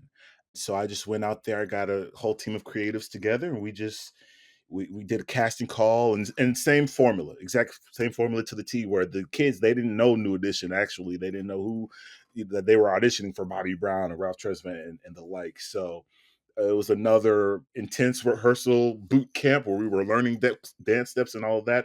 And that's one cool thing about Royalty at the Park, that we don't have to go into the dancing and the singing. This is just all acting. So I'm excited about that. In terms of like how I got into this point, I've been a filmmaker since the age of 10 years old. I love storytelling. I love films. I started in music first. I paint, draw, sing, dance, act, and all those things. And film is the one medium that encompasses all aspects of art. And that's why I'm so in love with it. And biopics are my specialty. Period pieces are my specialty. Just doing a lot of wide range of, for people in the industry that are somewhat knowledgeable, you have to do small indie kind of things to build buzz, gain momentum to get you from one project to the next to the next. For me personally, I feel that Royalty at the Park, it could very well be a strong contender for, a short form Oscar nomination, with all the things that we're going to put into it, the level of quality and excellence and professionalism that we're bringing to it, and the great team that we have. So just all the things that I've been doing the past 10 years, going all over the country and internationally, doing film festivals. I've mainly been in film festivals, winning film festivals, thank God. And just taking everything that I know how and grown into as to where I am now. I was going to put all of that into Royalty at the Park and just go from there. That's pretty much my story up to this point. Well, congrats on all that, and it really does sound like this is the organic culmination of a lot of your passion, so that's really fantastic. Oh yeah, for sure. Yeah, it's really great to hear. I want to take a sec for us to go through each of your fan stories. I know we've already captured, Casey, your fan story and Andy's in previous episodes, but I think we'll go around the table and just do that again really quick with a little bit more emphasis, I think, on you, Bobby, because I'd love to especially hear about your perceptions of Michael during your early life as you sort of grew up and what he's meant to you through those years, and also Prince as well. How about we start off with Bobby? You sort of alluded to that a little bit already, but how significant were Michael and Prince to you as you were growing up, and how has that played into the film? Oh, for sure. So Michael has always been a part of my life. I believe my mom even told me that she would put headphones to her belly and play the Bad album. So he was always there, just a constant presence. And fortunately, I've been, in areas and communities and stuff where Michael was just always there. Whether he was in and out of fashion for a lot of people, like there was always a continual love and respect for his albums, his videos, and things like that. So he was just always a constant presence for me. Everything I did with like music and writing songs and all these things, drawing, painting, dancing, I was a pretty big kid, but I was doing the Bucharest concert from top to bottom every day after school. Just put it on and just dance along to it. Uh, Every day, that is impressive. every single day. I probably need to get back on that now. But yeah, just learning the dance moves and studying. I love that he pushes the studying, the greats to become greater, because you really have to study to achieve anything to the high level that you want to do. So I take that into every consideration, every project, everything that I do. And I built up a bit of a name and a buzz, for that, and I definitely appreciate him for that. And where Prince comes in for me, of course, he was kind of always around too, but I find that it's kind of interesting that Prince they more discover for their own as they're entering into college. Well, for me, it was more so high school, 10th grade, 11th grade, and whatnot. And this is like pretty much as musicology was starting to go. And I just actually missed that. So 3121 was like my first era Me of too. Prince, where I'm like tuned in and seeing him perform on on TV and downloading his albums and singles and things and stuff like I that. love that album. So right, that one really ushered me in. It was really dope. Actually, I shared a story on Twitter last night actually, where I stayed home sick from school. The Sign of the Time movie just came on. You hear When Doves Cry, Purple Rain, whatever on the radio. You're like, okay, cool. Yeah, I know that song. I know that song. But somehow or another, I couldn't find the remote, or I was too sick to get up. And so the Sign of the Times movie played, and I was like, whoa, he could actually dance. Oh, he could do this, he could do that. And that just really kind of sucked me in. And then the very next performance that he did, I think like a year or so later, was at the NAACP Image Award. And the song of the performance that got me as a fan was Housequake. Mm-hmm. And the fact that the very next performance that he did on television months later, he performed Housequake. And I don't think he ever performed Housequake on television before that. So that was like the thing where I was like, oh, he's saying to me, like, welcome to the family, like literally. Cause that was just too cool. Just following them both, loving them both, and just keeping tabs on them and what they were doing. Like I said, in all my films and all my projects, like I represent them to the fullest, that's just been pretty much my story. I just try to do them proud. Really great stuff to hear, and really helps put us in the mindset of how much, I guess, personal passion you're also putting into this project. Let's switch over to Casey now. Now, Casey, you're somebody who's fairly prominent, not only in the Michael community, but also in the Prince community. And you've talked at length about this on our Prince and Michael Jackson roundtable that we did years ago. Yes. Do you want to tell us about your fan story for both artists, but then also what you're bringing to this project too? Yeah, absolutely. So I've been a fan of Michael since I was literally 2 years old. The first videotape I ever owned as a kid was Moonwalker. I still have the tape, and I can prove that I've owned it for that long because it has my toddler bite marks in the plastic. It's still there. It's still visible. I love that. I love that about you so much. Like Bobby was saying, that was a daily watch for me. Michael was really the person that got me through a very difficult, very traumatic childhood. That was my escape. I saw the history tour, 97, managed to convince my dad to take me there. And just, there wasn't a day in the late 80s and through the 90s that I was not listening to, thinking about, talking about Michael, probably much to the annoyance of my family. And I thought at that time when I was a kid, I genuinely thought there will never be anybody that I love this much.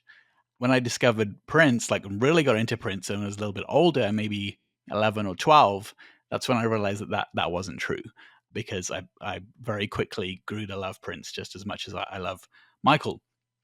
When we moved sort of into the early 2000s and sort of early, like late dial-up, early broadband era, and I started really getting online and trying to find community and trying to find people, I quickly realized, and this is even before Michael passed, there was this Venn diagram that was pretty small in the middle of people that really passionately loved and wanted to discuss both Prince and Michael.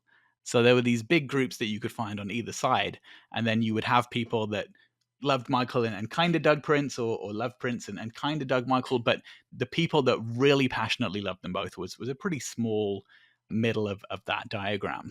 Bobby, as we've said, this project has been going on for a couple of years, but in the sort of early days of sites like prince.org, Bobby and Andy and Jay, they were all people that I knew that felt the same way that I did. They were all people that were part of that small middle diagram. So we all go back a long way, because whenever you would see a conversation about Michael on a Prince forum or about Prince on a Michael forum, it was clear that there was only a few people that really knew what they were talking about when that conversation was going on in the other person's kind of fan space. So we all got to know each other. Samar was another one of those people who's been on the show very many times as well. So so when Bobby did reach out to me, having known Bobby and Andy and Jay for many, many years, he asked me, but he didn't have to ask me, because I would have said, I'm being part of this whether you want me to or not.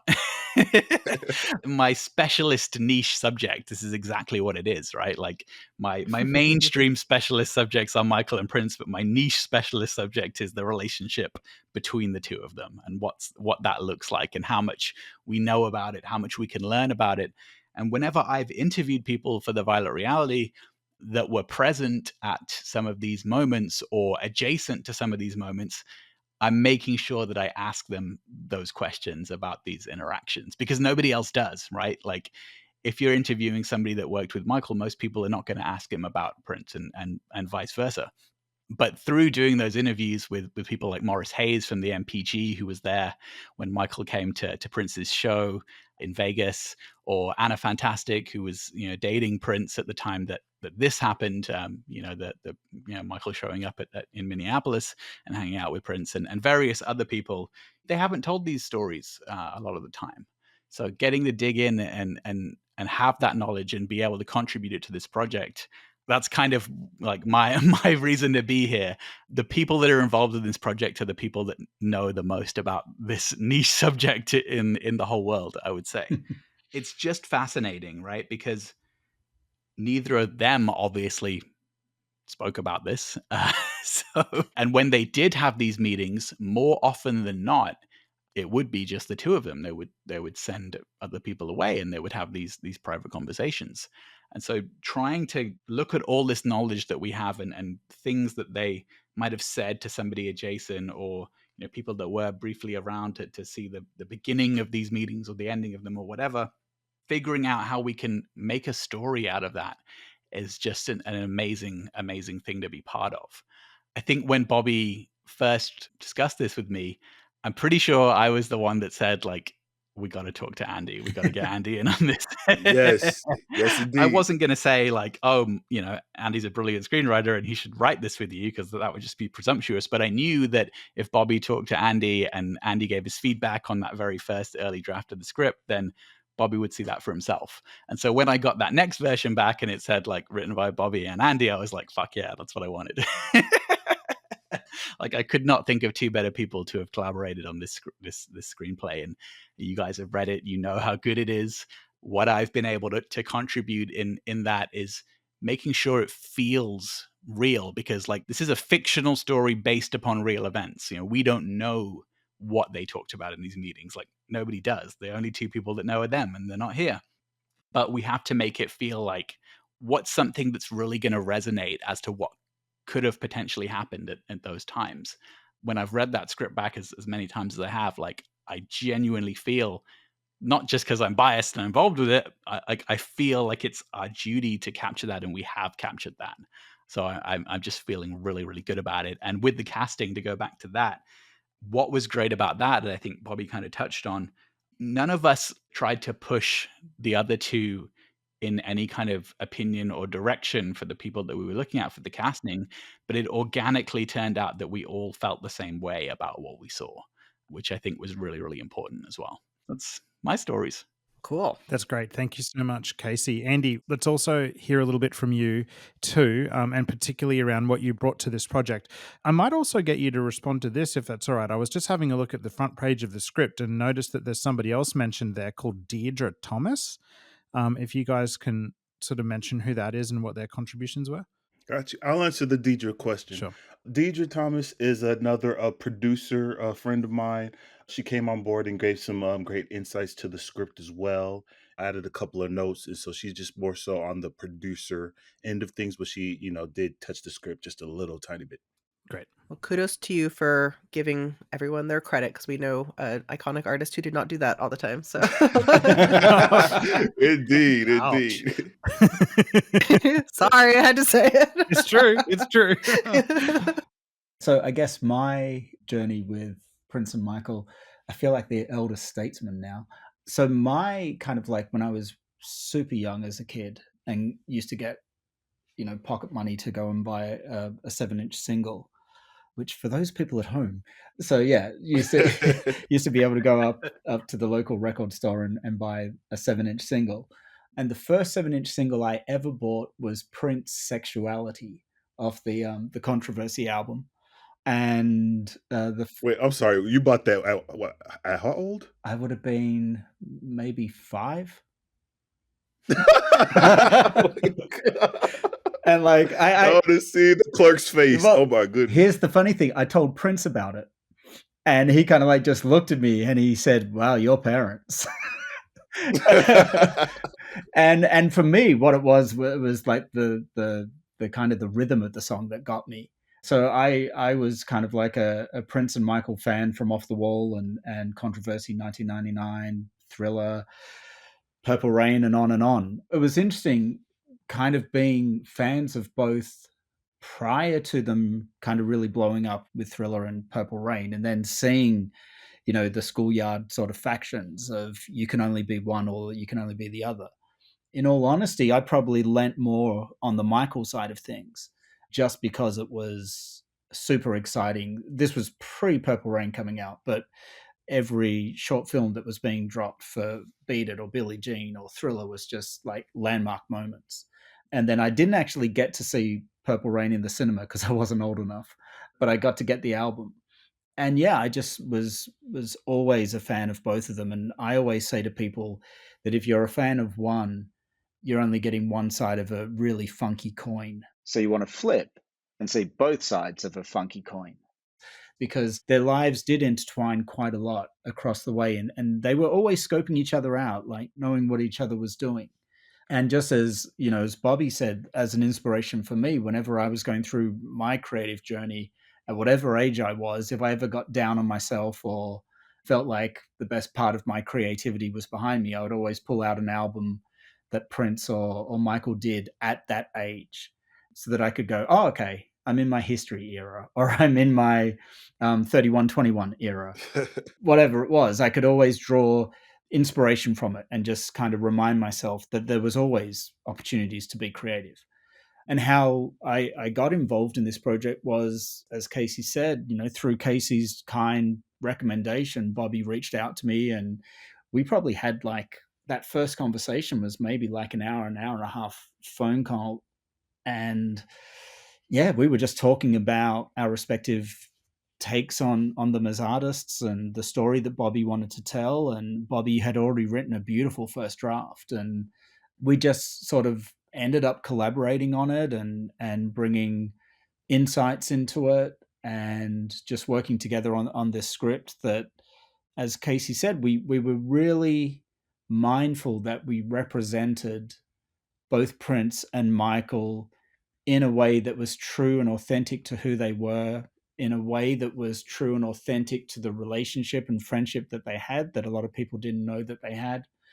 As Bobby famously said, these are two kind of really passionate fan communities, and if you do something wrong, they're going to come for you. We were kind of wanting to make sure that we did something that was narratively strong, that was true to who they were, that had a great theme that kind of pushed through it. And, with Bobby's vision will just be an absolute joy to watch. And even though it is slated as a short film at the moment, will be something that will be super impactful for people and an emotional journey to take people on that will stick with them long after the credits roll. Yeah, absolutely. And just to add in something else that I wanted to mention, one of the reasons that I think all of us are so fascinated and really want to make sure that we capture this accurately is, if as Michael fans we generally agree on the fact that he was very misunderstood, and if as Prince fans we also generally agree on the fact that he was very misunderstood, their relationship as the two of them is the most misunderstood thing, right? And I'll give you an example of that. There's a YouTuber, I'm not going to name their channel. I'm not the biggest fan of their channel. It's a bit clickbaity for me. They made this video. They mostly make Michael videos, and they made this video that said, why Michael Jackson and Prince hated each other. And this video has over 1 million views on YouTube. And it's just not true, right? It's just the continuation of this clickbait, just BS narrative that they disliked each other, when that is just not the case. Like, anybody who knows anything of any depth about their relationship knows that's just absolutely not true, right? And so the fact that this myth is so pervasive is one of the reasons that we have to address it.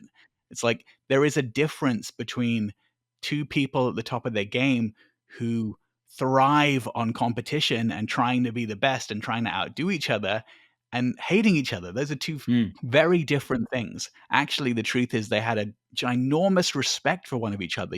It's very simple.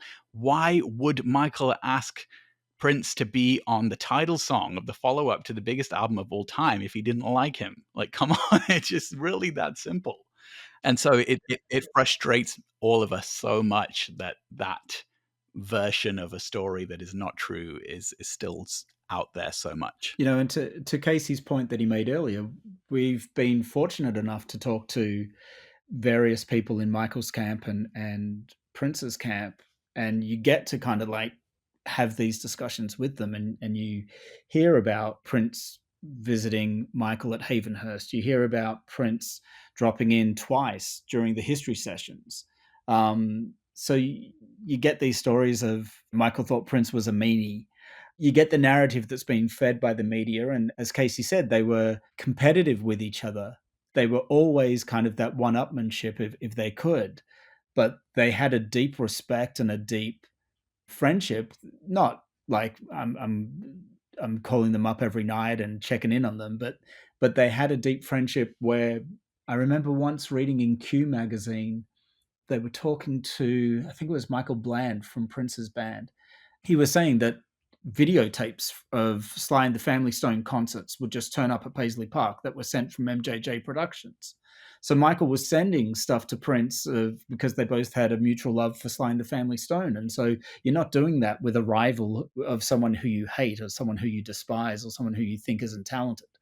Even just as a fan, I knew that the story wasn't being told. And so when this project came about, it was something that all of us were passionate about. And obviously Bobby led the charge with having that insight and the vision and just being able to structure it in a narrative way that makes it really compelling.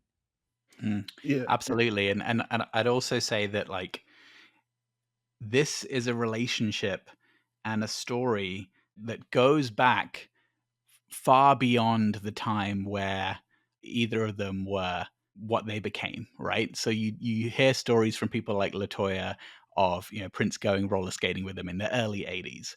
I talked to Cynthia Horner from Ride On Magazine, which was the one of the biggest Black entertainment music magazines in the 70s and 80s. And I said to her, you know, where did this Prince versus Michael thing come from? And she literally said, I made it up to sell more magazines. Mm-hmm. And this is like the early 80s. Yeah. Wow. So, you know, that's how far back this stuff goes. It's deep. This is a story with important roots in the not mainstream pop scene, but the Black music scene from before Thriller, before Purple Rain, Mm-hmm. you know, and you know, Bobby and Andy have captured that history, that depth from years before in the conversation, in the way that they're speaking to each other. I feel like that's captured amazingly well, which is super important. Yeah, and also just capturing just how, you know, in 1988, just how young they were. They were both about to turn 30. Some would argue that the height of their fame, you know, was coming down at this point. Hip hop was starting to become more of a centered presence in mainstream. And, you know, so it's just really examining who they are as human beings, as people, their thoughts, their hopes, their fears, and, you know, everything that they've encountered from their even their personal lives into how they're positioned in the industry at that point. I really wanted to take all of those elements and mix them into this story. So it's real poignant. Yeah, I mean, all those points are so interesting and some really great detail around that, Casey. So thank you and all of you. It is so crazy to me, just like these guys had so much in common. Their lines were so parallel in so many ways. Like they shared a religion, they were both Black icons, they were innovators, they were the same age. It's just so crazy to see all that line up and then also see this continued MJ versus Prince narrative that your story, Casey, is amazing, but to see it go on, and I guess just maybe the answer is clickbait and we love a conflict, right? Right, there's a whole series right now called The Feud. It's the feud we love to just keep letting live on. Mm-hmm. That's really fascinating. The whole MJ versus Prince narrative in the, you know, that the media tried to really push, or, you know, various journalists or whoever. Is there any evidence that either Michael or Prince played into that themselves over the years? Like, for example, we know that Michael and his camp invited Prince to collaborate at least twice in the 80s with We Are the World, and then also the you know, the song Bad, with Prince rejecting those offers. Do we think there's an aspect of them, I guess, playing into that themselves? They were certainly, you know, aware of it, and I don't know if I'd say they'd play up to it. I think, again, a lot of those reasonings and the nuance of why these things happened or didn't happen is very misunderstood. I actually think that Prince would have rejected being part of We Are the World no matter who was leading that session. Yeah. It didn't matter that it was Michael and Lionel and Quincy, because at that point in his career, he has never been in a situation where he is not in control of everything that's happening. Mhm. Not once. He turned down, I think, 3 major record deals before signing with Warner's because they were insistent that other people produce his debut album at 18 years old. And even at 18 years old, he's like, no, like, I'm the person in control of this. That's how it's going to be. I don't think that his choice to not be on We Are the World was because it was Michael and the media had painted Michael as his rival. And, you know, I think maybe a lot of people think maybe that was what it was, but I absolutely do not think that. And again, with Bad, I actually have a theory. Do you guys want to hear my theory? Yeah, absolutely. Okay. I have no evidence for this theory, by the way, but it's just based upon my knowledge and my perspective. So, as we've talked about with this project, we're looking at a time where hip hop is on the rise, and that's starting in like 85, 86 with your Run DMCs and your LL Cool J's and your Public Enemies, your NWAs and whatnot, which is around the same time that Michael's working on Bad and that this conversation happens.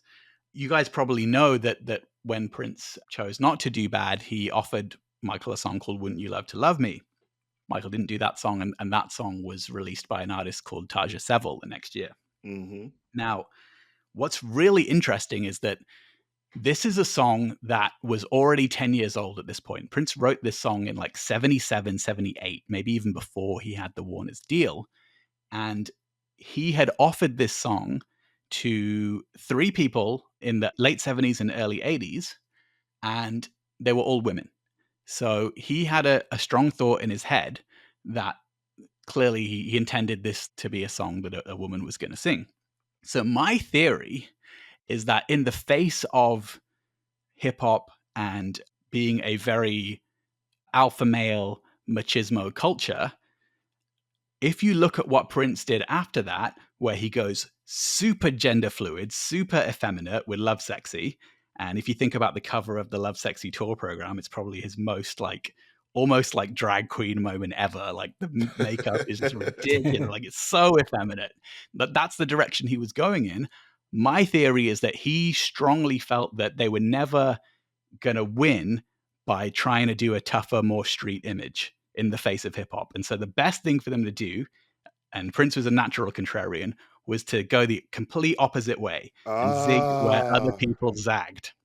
So by offering Michael that song that he'd only ever offered to women, I think he's saying his position is that we're not going to win against hip hop by being macho and street. You should do what I'm going to do and just do the complete opposite. Let's be super gender fluid and effeminate and lean into that. And that's what I think it was. That's brilliant. It's quite fascinating.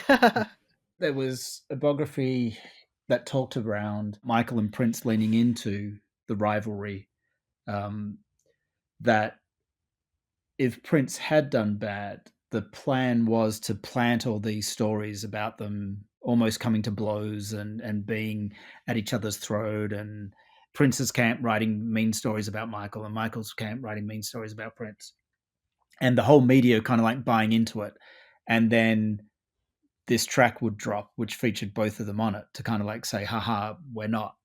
Obviously that didn't come to be, but I remember even at that time kind of when I read that, thinking they obviously were aware that it benefited the media for sure, but I also think it made people aware that they were always going to be talked in the same conversations. They were always going to have that natural comparison because they were 2 geniuses at the top of their game. That little insight of the awareness of how they could manipulate it and push it forward. Now, whether it would have been successful or not, who knows? But it's interesting in that respect. And the other thing that always comes to mind is Quincy in there's an interview with Quincy on YouTube from a couple of years back where he talks about Prince and Michael. And he says Prince's nickname for Michael was Camille, and that it was basically Michael flipped. So Michael became Camille. And then anyone who's a Prince fan knows that Prince wanted to record an album which was known as the Camille album, which would be this kind of alter ego, and that album would come out, and that was kind of like a funkier, kind of grittier stuff to what Prince was doing a little bit at the time. And that album didn't get released, but the Camille tracks ended up being like Housequake and Rebirth of the Flesh, and a lot of the other tracks. Now, I'm not necessarily saying that's Prince channeling what he thinks Michael should have been doing, but it's just interesting when Quincy dropped that, a lot of things kind of slotted in my mind in terms of, okay, this is how Prince saw him pursuing a certain path in his songwriting and production. And then he could also draw inspiration from a Michael to develop into a Camille sort of character and drive that avenue of exploration as well. Yeah, and I think the strong, consistent narrative through a lot of Prince's career is he was always trying to do something that people were not expecting from him. Mm-hmm. He was always trying to do that unexpected thing to blow people's heads off and be like, I just did not see this coming. In that sense, I think the idea of doing this duet and playing up the media thing, I feel like he thought that was probably just too obvious. Yeah. Like people that were savvy would see that for what it was. Yeah. And he would rather do something just completely weird and gender fluid, pitched up vocals, whatever, like the Camille album is, and that nobody would expect that if they would do something in that way. And obviously that was not where Michael's head was at that time. And I don't think he thought there was anything wrong with Michael's approach of working the media in that way. It was just at odds with what he believed in that sense. Yeah. Totally. I love that. And I really commend you guys for what you're doing with this project because, bringing it back to the script a little bit. And I think it's safe to say, from my perspective, it's really commendable what you guys have tried to do. I love the fact that you're taking all these threads and ideas that we're talking about now about how Michael perceived Prince and how Prince perceived Michael, and you're sort of boiling them down into a meeting between these two guys and this little adventure they go on and all these conversations they kind of have together. One thing that did take me back a little bit when I was reading it was the antagonism, I guess, or I don't know whether to call it antagonism or jokey sort of antagonism, particularly from Prince directed at Michael Jackson himself, jokes about Neverland and all those kind of things. It didn't feel to me in the script initially that there was a lot of appreciation for Michael on Prince's side, but in reality, we know that these guys did have a deep appreciation for each other. We've already established that in this conversation. For example, Prince would go to Michael's shows, Michael would go to Prince shows.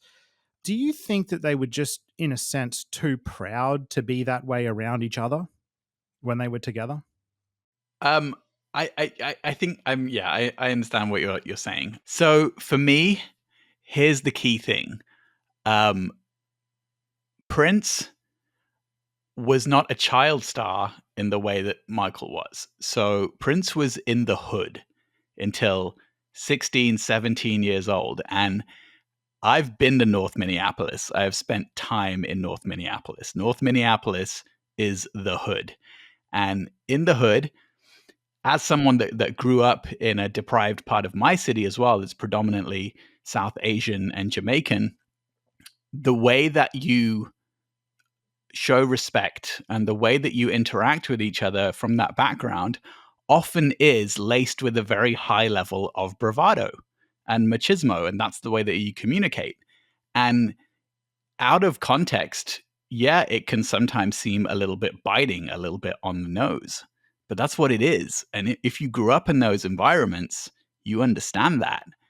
And I think Michael had enough of Gary still in him to get that in those conversations if Prince was speaking in that way.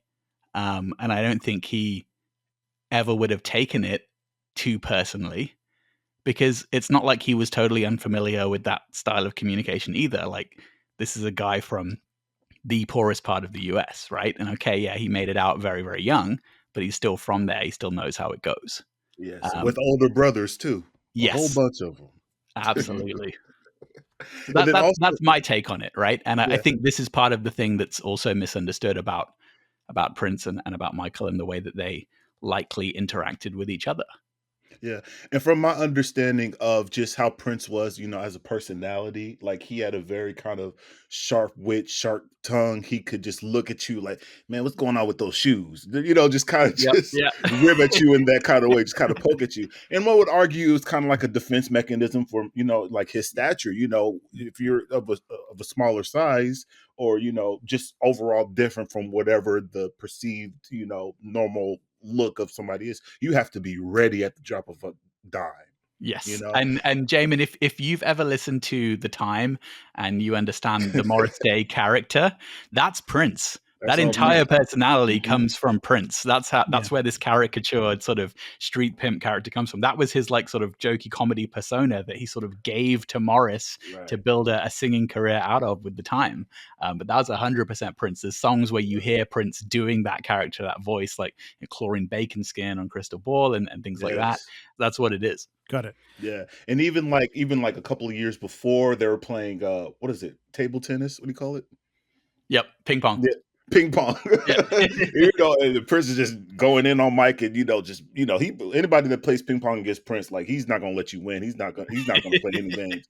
So just being naturally competitive in that way, and just that's just what he does, a lot of peacocking.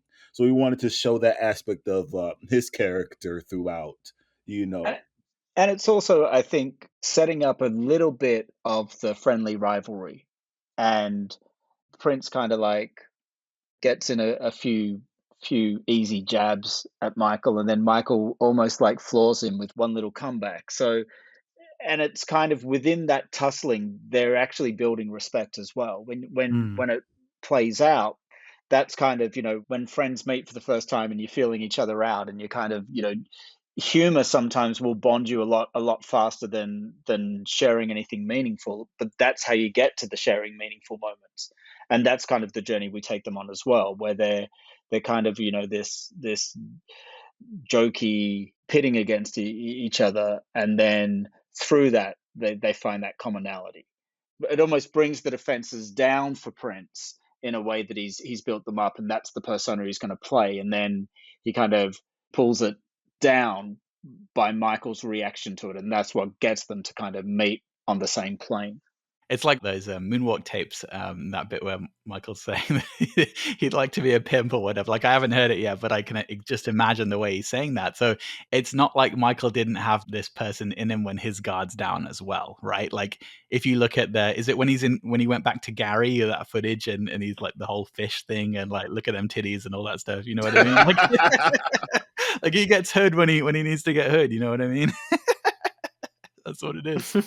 I think you guys have done a really good job sort of explaining that. And I think, you're all able to visualize this relationship in your heads because you've met the actors that are going to play the people. And yeah, I think a lot will come out within the nuances of the performances. Having read the script, I think it's pretty safe to say there's a fair amount of creative license around the dialogue. The front page of the script says that it's inspired by true events. And Bobby, earlier in our chat today, you've said about having a focus on the truth and fact-checking. Is this meant to be true to the facts, or a bit of a thought experiment around what these two legends would say to each other if they were to be alone for an extended period of time, or is it somewhere in between there? Yeah, definitely, when it comes to the actual, words that they're saying in terms of actual experiences or things that's, going on, it's more so pulled from like books and, different interviews and things like that. So that's what we mean by like actual fact checking. The creative licensing comes in where, we build, the actual events of that evening. All that we know is that they met up that night and spent some time together and had some conversations, a wide range of conversations. We added the whole aspect of them traveling and hitting different areas within the city that has, some touch points through the actual backstory of Prince and how that relates to Michael in some way, and where they go in the evening and interactions, in different spaces and things like that. So it's just a mixture of all those different things. But of course, the main thing is we wanted to make sure that it all came from a place of truth and it was real and authentic, like Casey said, to their personalities and their voices. Like when we're touching on, like, I don't want to give like obviously too much away about our script, but when we're touching on things like the way that they relate to each other in terms of their feelings about their families. When I interviewed Anna Fantastic, she was there with Prince right after one of these meetings, and she told us that when she asked Prince about it, one of the things that he shared was that Michael said to him, "Does your family always ask you for money?" And that was literally something that happened in one of their conversations. So things like that, we can glean, little bits of context that contribute towards the dialogues in our script. We've also placed them, and we've drawn dialogue from conversations that they've had about moments in time that they're referencing. So we know how Michael felt about a certain incident. We know how Prince felt about that same incident. We get to bring those insights and their perspectives that they've shared in separate interviews and kind of bring them in to have a dialogue exchange within one, which brings it a lot more kind of like full circle for them both. It was really important to us that we made sure that we weren't just pulling stuff out of thin air, that these were conversations they were both discussing around that period. There were conversations about how they felt being portrayed in the media, how they felt about their artistry, about their recognition, about their lack of recognition at some moments. And it just makes for a more engaging and builds that drama of how they both felt about the world and each other and how they found commonality through that. That's really interesting. And I certainly think, different fans are obviously going to have their different feelings about imagining what two people like Michael Jackson and Prince were really thinking and what they might have actually said to each other. I think we can all agree that if there is a team of people who would have the best possible insight into what that might be and the best groundwork for imagining such scenes, it certainly would be you all. So I think you're on the right track there. On kind of a similar note, there is also a slight, not surprisingly, I suppose, and actually to your point you guys made just a moment ago about the family constantly asking for money, there is a slight anti-Joseph Jackson narrative threaded through this a little bit, which had some real grounding, of course.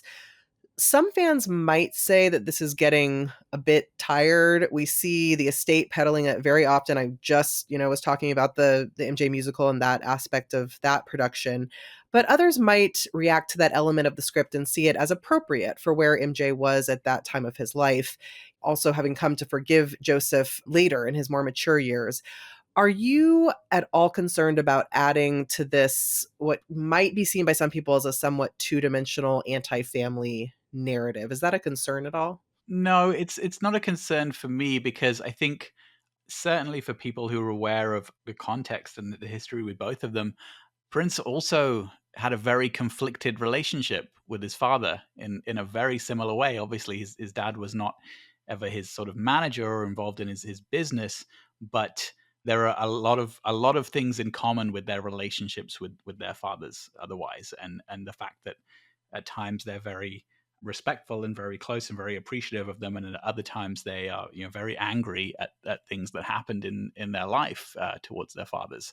So I think in that sense, it's more so that this aspect of Michael's life has probably been, or not probably, but has been explored in various other mediums. But with Prince, it really hasn't. But knowing that, it's important to understand that this is a very core thing to both of them that absolutely they were going to relate to each other on. Mm-hmm. For sure. And it's especially for me, and that was like, of course, one of my main gripes, with the MJ the musical. So I'm especially sensitive to the nuances of, telling that particular story and that particular relationship with Michael and his father. But, of course, within our research, there's actual audio tapes of Michael detailing these kinds of conversations with his father that are out there. Mhm. So that is firmly backed up by fact and, as it relates to, the finances and, his relationship with his father through that. Sure. Yeah. And at least as you point out, it is a moment in time. And Michael's opinion and appreciation of Joseph evolved as he grew. And I think probably, I'm sure when Michael became a father, his appreciation for what his father did for him evolved as well. I know when he gave the speech at, I think was at Oxford, there's a lot of kind of cathartic come to Jesus moments for Michael in that when he talks about his father and he talks about his childhood and you can see the appreciation and the reframing that Michael goes through. But that's many, many years after this event. And as Casey said, it was a nice kind of moment to show the parallel lives that both of them had and the pressures that they felt from everyone within their inner circle, that there was that kind of push-pull constantly. Mm-hmm. Yeah. All really, really good points, and certainly another interesting point of connection between the two of them to explore as well. So I can understand going there. So a few more like logistical questions about this film project. So we've talked a little bit about the fact that this is a short film. Can you speak a bit more to why short film as opposed to a feature? And is there a proof of concept at this point? Yes, for me, I come from doing a lot of a lot of short films as well as a couple of features. I felt that a short film would be a bit more easier to do. I definitely want to go on record as saying it is my dream to turn this into a feature film because, obviously with the many stories and instances that, we share that's out there to the public, including a lot that's not out there to the public, I feel like that there is so much information and things that we can put into a feature-length film all the way to Michael's passing and its effect on Prince with him, locking himself in his room for days. So it's just so rich with color and texture and story and just appreciating these two young black men at that time and just how they grew in the industry and all the trials and tribulations they faced. For me, I wanted to kind of definitely use this short as a proof of concept to show the fans and of course possibly even the states themselves, and hopefully maybe they would want to get behind the project and see a more fuller, grander, realized version of it. So that was personally my goal when putting all the elements together. Yeah, for sure. And I watched your videos talking about this, and I did notice that you specifically said that, you didn't want to necessarily be competing with like the biopic coming out, but this seems to be maybe like you said, kind of testing of the waters as the biopic comes out and seeing where things are a year or so from now. I guess our biopic, what will be coming out in almost just a few weeks shy of a year.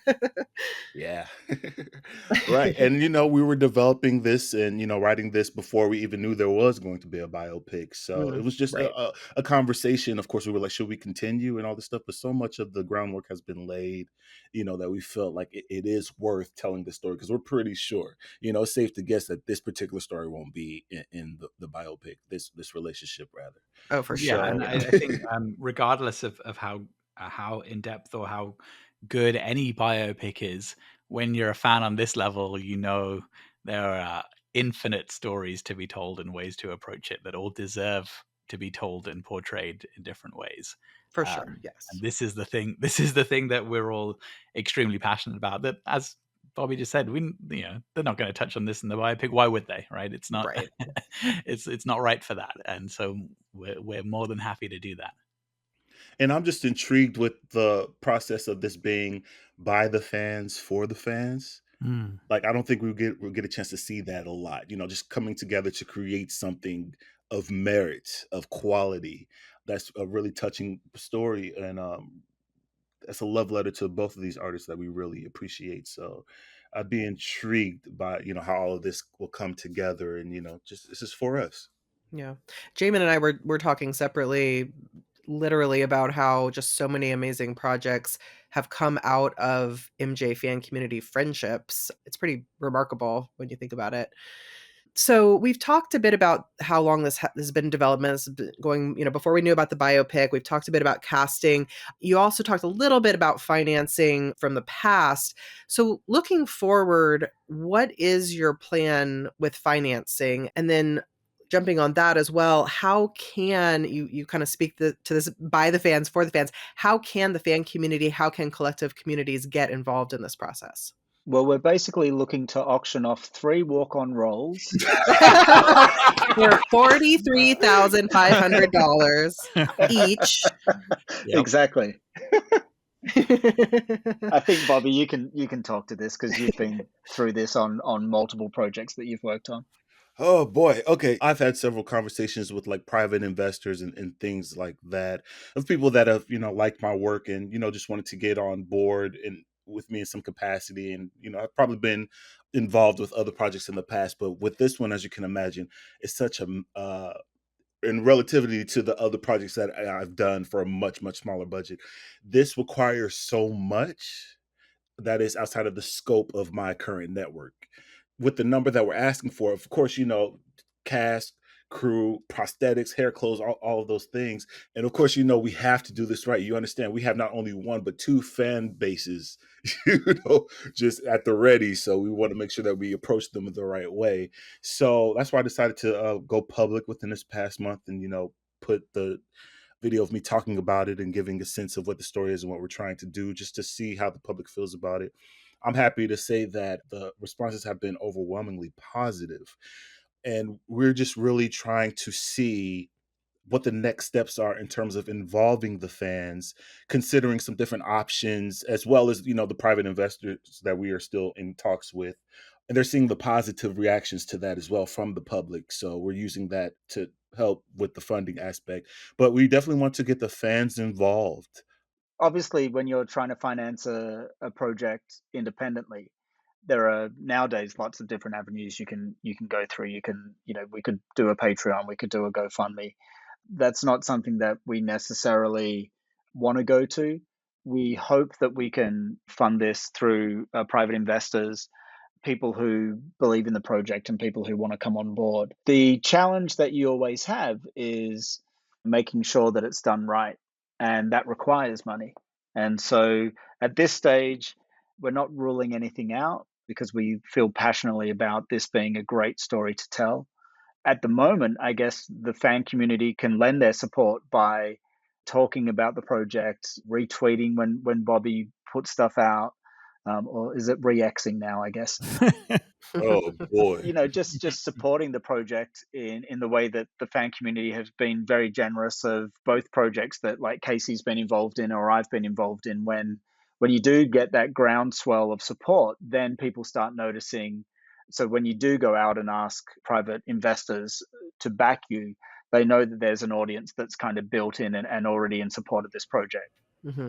Right. And on that note, I'm curious how the Prince community have responded to this news. Elise and I are pretty in tune with what we see going on in the Michael world. Has there been excitement over in the Prince community as well? Yeah, absolutely. I mean, when Bobby shared the videos on Twitter, I think we were all pretty happy with the response that it got across the board. Certainly, the replies that I was getting, mostly from the Prince community, were very, very positive about it, and the retweets and the sharings and whatnot.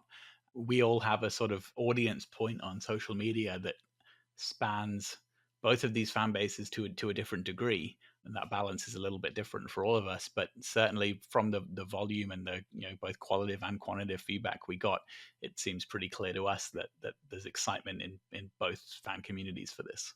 Just to clear up one little misconception I think that I've seen bubbling around in the community too, the artwork that you guys have used to provide a proof of concept for what you're working on, that may not be what the finished product ends up looking like, right? Like, I mean, you've obviously used some kind of AI tool to generate some storyboarding or visuals of what it could look like. We're not talking about an AI project, are we? We're talking about, you've already said you're casting actual actors to do these roles. Correct.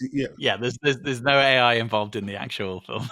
Yeah, not at all. No. I just use that as a director for me with my, like you said, the shot list, so that I can kind of see angles, lighting, and different things like that, just to show the mood to my crew, my camera people, and all of those things. So that's mainly what I did. And it also helped to show the mood and the look of the actual film to the public as well. So yeah. Cool. So once you do get your funding, which we realize will be a process, how long will it actually take to shoot and produce? Got you. So the actual producing aspect of it probably take about a month, pre-production and some rehearsal time, but the actual filming will be 4 days. And then I would give it probably like another 60 days, 2 months of post. And we really want to go through the film festival circuit. We want to hit the top film festivals, your Cannes, your Tribeca's, all the things like that. And of course that takes time because that's only once a year. But with everything lining up, we're hoping that it'll be able to be seen within the next year. So if we get funding very soon, like I said, cast, crew, everybody's been ready to go, waiting patiently for 2 years. So yeah, we could just jump right into it. Great. That's exciting. We talked a little bit earlier about how the script is really a point in time in the late 80s. And, we were talking about Michael and Joseph's relationship in a point in time.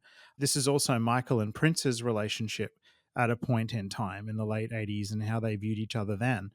We also know that their relationship evolved over the next decade and beyond as well.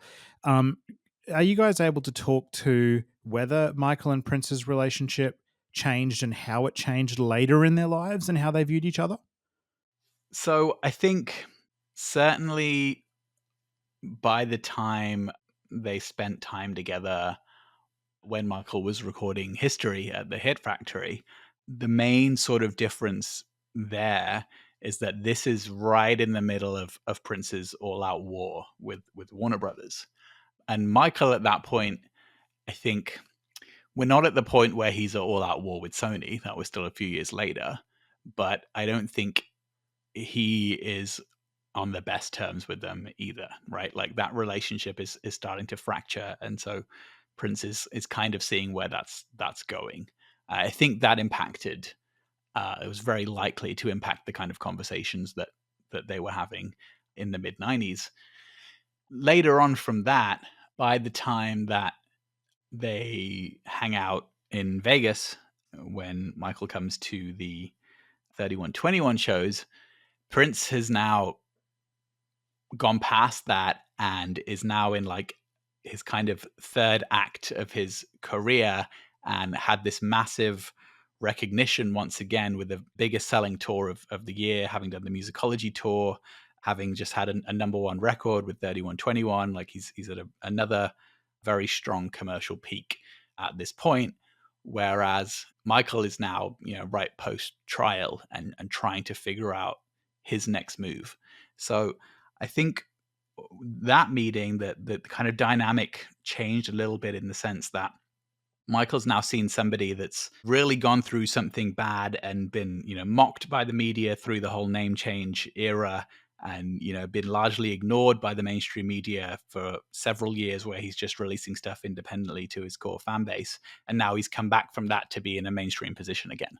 I kind of feel like Michael's looking at that and saying, you know what, this actually is possible to have gone through some really tough stuff and to be able to formulate this plan and put it all back together and be on the top of the world again.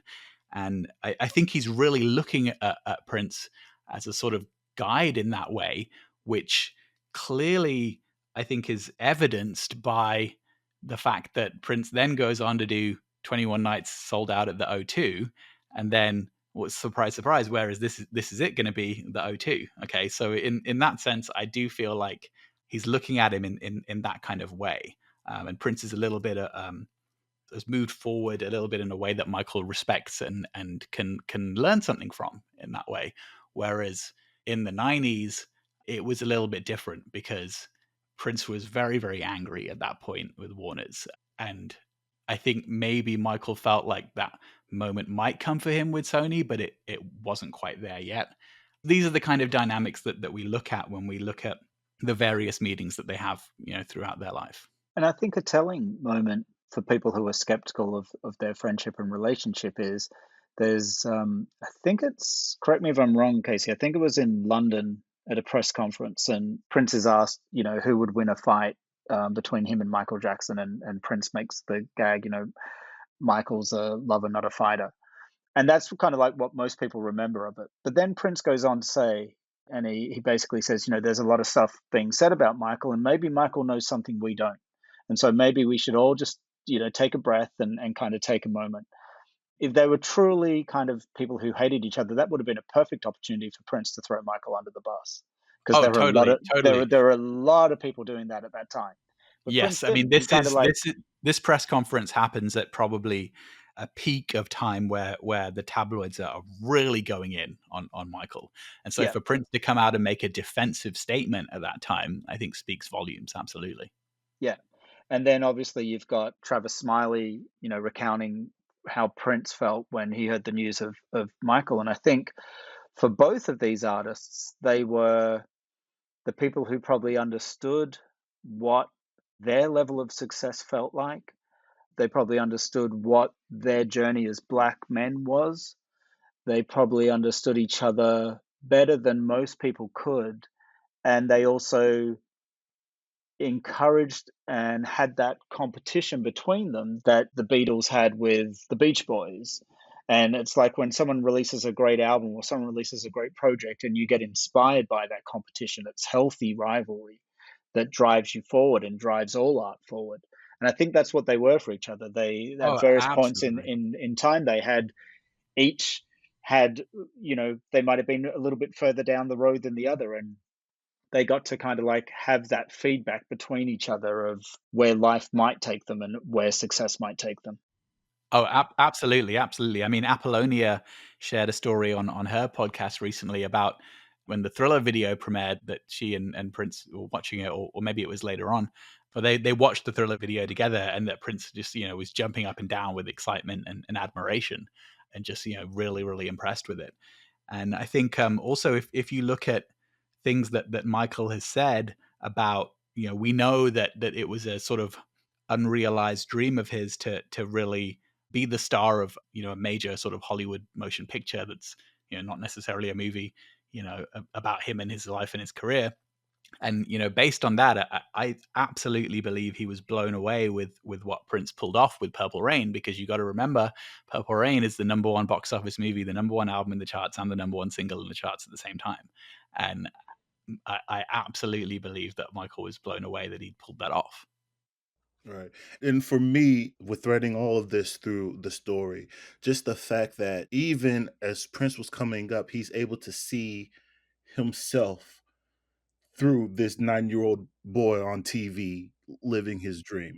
That means a lot to us, the African American community. So I can only imagine how much that meant to him. And listening to tons of like rehearsal bootlegs, and he's talking about the Jackson 5 and watching them and all this stuff. So it's just showing him what's possible, and being in the audience when the only time that the Jackson 5 performed in Minneapolis in 1974. So putting all that into perspective of growing up and watching somebody your same age out there on stage doing all these amazing things, you're able to align with that and ride that wave along with him, and then seeing that star like literally die out before its time, and what that does to Prince, which by all accounts was a lot. So all of those things definitely are part of this project. Well, I absolutely think it's really interesting, informative, and valuable and healthy too, maybe I'll add that as well, to be able to explore fascinating interactions and exchanges and relationship between two people like this, where there could exist a playful antagonism. Jamon was reminding me just a little while ago, in fact, about the Invincible lyrics that I think go, and he's buying diamonds and pearls, but he can't do it like me. And but then simultaneously, there was, I think, when MJ saw Prince live at some point in the late 2000s, and will.i.am at some point relayed the story of Prince playing bass right in MJ's face. And then, of course, the famous line of MJ saying he had to record, otherwise God would give Prince all the good ideas. These things can coexist, right? And that's what makes these people scintillating artists who we will never want and never really should stop exploring. And I hope that ultimately stories like this, maybe, there's just so much going on in the world of each of them, but maybe we'll start allowing us to pull back even like a new layer of investigating what made these people who they were, right? Absolutely. And there's another great quote that I don't think is commonly known about. Questlove shared this, and I believe the context is that Questlove owns the making of the What's Up With You video with all the kind of conversations and outtakes. And he says that there's a bit in there where Eddie says, I'm really honored to be doing this track with you, but one person that I'd really love to work with is Prince. I love Prince. I'd love to work with Prince. And apparently Michael's response there is like, yeah, Prince is a genius. And then he pauses and he says, but I can beat him.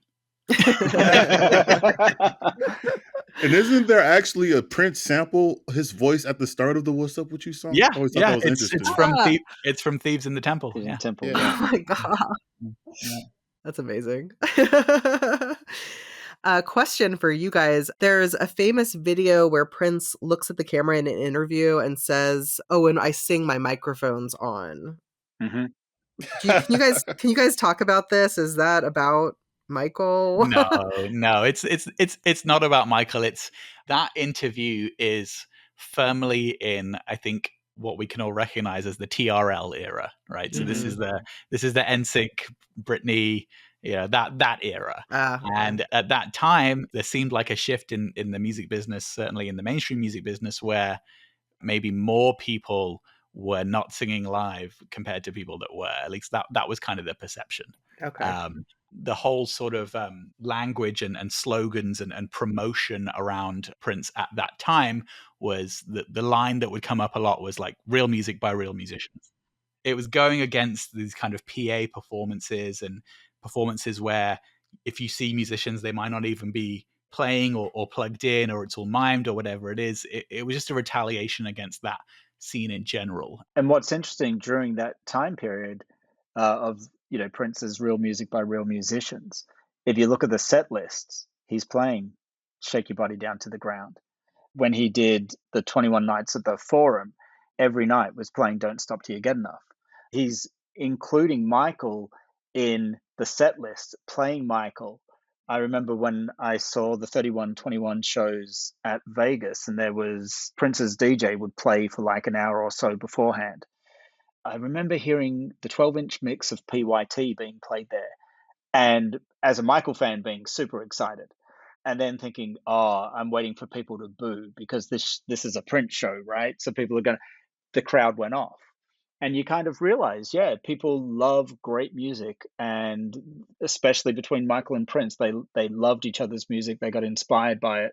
It kind of brings that full circle of that real music by real musicians was honoring Michael in including him and the music that he created into Prince's live shows as well.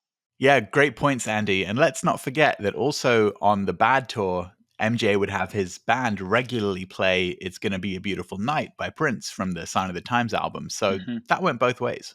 On a slight tangent, one of the most informed people that you should absolutely watch any interview that pops up on the subject. One of the few people that worked closely with both of them, and that's anytime Jimmy Jam does an interview. Yes. Because he's the guy, man. And I was lucky enough to meet Jimmy a couple of years ago and talk to him a little bit about some of this stuff. And anytime he talks, I'll listen. He's on my wish list of executive producers that we could get, so I don't know. He is on our wish list too. Believe me, I am trying. Just as we wrap up, we've got one final question, and I'd love to hear an answer from each of you guys. And it's around Prince's legacy and Michael's legacy. We cover this pretty extensively on the Prince and Michael Jackson roundtable that we did. So again, listeners, if you want to get even more of this kind of chat, I think 2 episodes worth of it, there's those episodes back in our early seasons that you can go back and listen to. But I'll ask it again now. How do each of you think that Michael and Prince's legacies differ? Or how should we approach each of their legacies? On a personal note, I have always been the most impressed, more than anything else, Michael's songwriting. He's criminally underrated as a songwriter. I think a lot of the other stuff that gets focused on in the legacy in some ways takes away from that. That's how I want his legacy to be remembered, at least. I don't feel that that's necessarily always happening. I think over time, you find that the sort of cream rises to the top, and people slowly but surely do start to realize this on their own. Like they realize, he actually wrote these songs. Wow. I see that happening over time. That's coming more from a fan perspective. And we don't want to talk about estates too much, but fans figure this stuff out over time. And I wish the estates would lean into that. I think over time it's inevitable that that's what happens. I just wish it would happen a little faster. In terms of Prince, I think that's absolutely secure and solidified because the alignment is there between the fan base and the estate and the labels. Yeah, I think Prince's legacy, and this was true of Prince when he was alive, he was revered as a musician. If you had to choose a word for each, you would probably put musician with Prince and performer with Michael. Michael's performance often overshadowed his musicianship.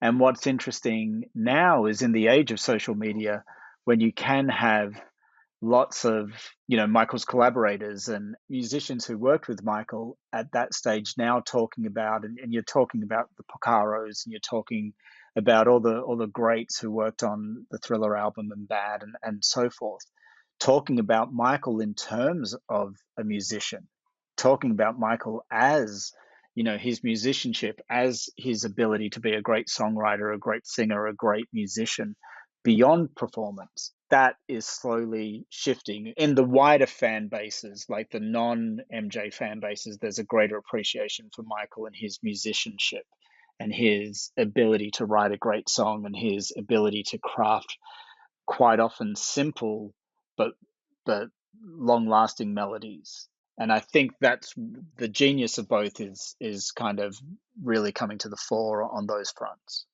Yeah, so from my perspective, I think the distinction, between the two of them is just the simple fact that, one had a childhood and the other one didn't.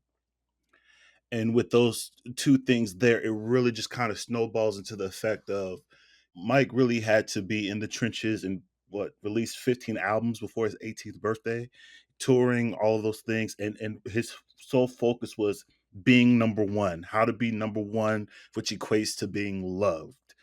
And, Prince had a chance to be in the street, get in and on in the schoolyard, get into mischief and trouble, woodshedding and basements and all of those things. And that allowed him to have a bit more freedom in his expression. And number one wasn't important. He doesn't care to win awards and all those things. And that kind of dictates their artistry and how they approach creating and the creations of, their art. So one of the main things that I want people to just kind of understand and realize is that is really truly what created them as artists. Of literally, I have to keep singing, dancing, performing to provide for my family and to get love from the audience versus, I just want to create. I love making music. This is how I communicate. This is how I talk. This is how I breathe. And I want to do it whenever, however, and release it whenever and how often I want to. So just having that understanding of both sides of that coin and the outcomes of those, even down to how often somebody puts out music, because I hear those comments like, oh, well, Mike only put out 4 hours, and totally disregarding the years and years and years of discographies before that as it relates to trying to compare and contrast with Prince. So I just really want people to take that in consideration as, they're, going back and forth about them, and their legacies. They both put in the work for sure, but in different ways and under very different circumstances. Love those thoughts. Thank you. Well, that was just amazing, you guys. I love all these thoughts. There's, like I've said earlier, is so much to explore with these two artists, and you are all very eloquent in expressing your sentiments around these topics. So thank you so much for being here and sharing this with us. Bobby, I'll focus on you here. Can you let us know, first of all, where people can find out more information about this film project? I believe you are just launching a website. Is that right? Sure. And of course, shout out to Andy. He created the most amazing website. So thank you very much, brother. It is royaltyatthepark.com. Very easy to remember because that's the name of the project. We will keep you all updated. There we have the pictures and the videos and the behind the scenes of, all that's going on up to this point and where we're going to go next. And also some information on how you connect with us and support us every step of the way. So thank you. And then where else can folks find you across the rest of the social media world, Bobby? Got you. So I'm B Huntley Films on Twitter, Instagram, Bobby Huntley Films, my website, Facebook, all of that. So, Bobby Huntley Films, very easy to remember as well. So, and will you be putting out project updates along the way on social media and your website? For sure, every step of the way. Great. And Casey, where can everybody find you online? Either Twitter/X or Instagram. It's at Casey Rain on both. Yeah, pretty simple. And you are very active over there, I know. So. People should also check out my YouTube channel, The Violet Reality. We've been running a series called Prince, The Facts You Didn't Know, where we go through his whole discography album by album. And we're pretty much getting into the final part of his career now. We've made over 30 videos on that series so far, digging into the deep stories behind every album. Wow, that's so cool. I need to spend more time on your YouTube channel because I have trouble getting around to YouTube channels for some reason. It's like I can listen to audio in my car, but can't seem to sit down and watch a video. But I need to do that because I want to learn more about Prince. And thank you for all the work you put into those. I can't, like, what we do is one thing, and then like making a video with visuals, and I'm like, I just can't even wrap my head around it. So that is fantastic. Andy, where can folks find you? So if people are interested in the exploration of Michael's artistry, they can go to mj101series.com.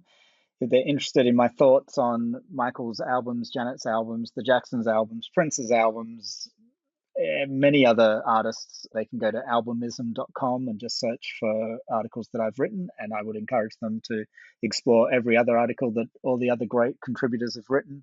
And then you can find me on social media at MJ_1_0_1. So that's MJ101 on X. And that's where I continue to update people on the developments of the MJ101 series. Andy, do you have any more MJ101 projects on the horizon? I knew you were going to ask me this because I still owe everybody Invincible, which will be dropping very shortly, within the next couple of months. Oh wow! Hey, great, cool. I know. I probably say that every time I'm on here. It's gone through a couple of iterations. I've basically scrapped it like 2 or 3 times because I haven't been happy with it. I'm committed to getting it out by the end of June. I just got to say, Eddie, that one is for you. Yeah. There we go. Are we going to do a MJ101 Invincible episode together? Are we doing that? Or We definitely could. That would be a lot of fun. Yeah, we need to do that. We'll have you back for that. I also have to say that if you do ever go to Brad Sundberg's in the studio with MJ in LA, Andy will certainly be there making everything happen. And Jamon, where can folks find you? Oh, I'm not really on social media these days. I do have accounts around the place, but I don't really use them anymore.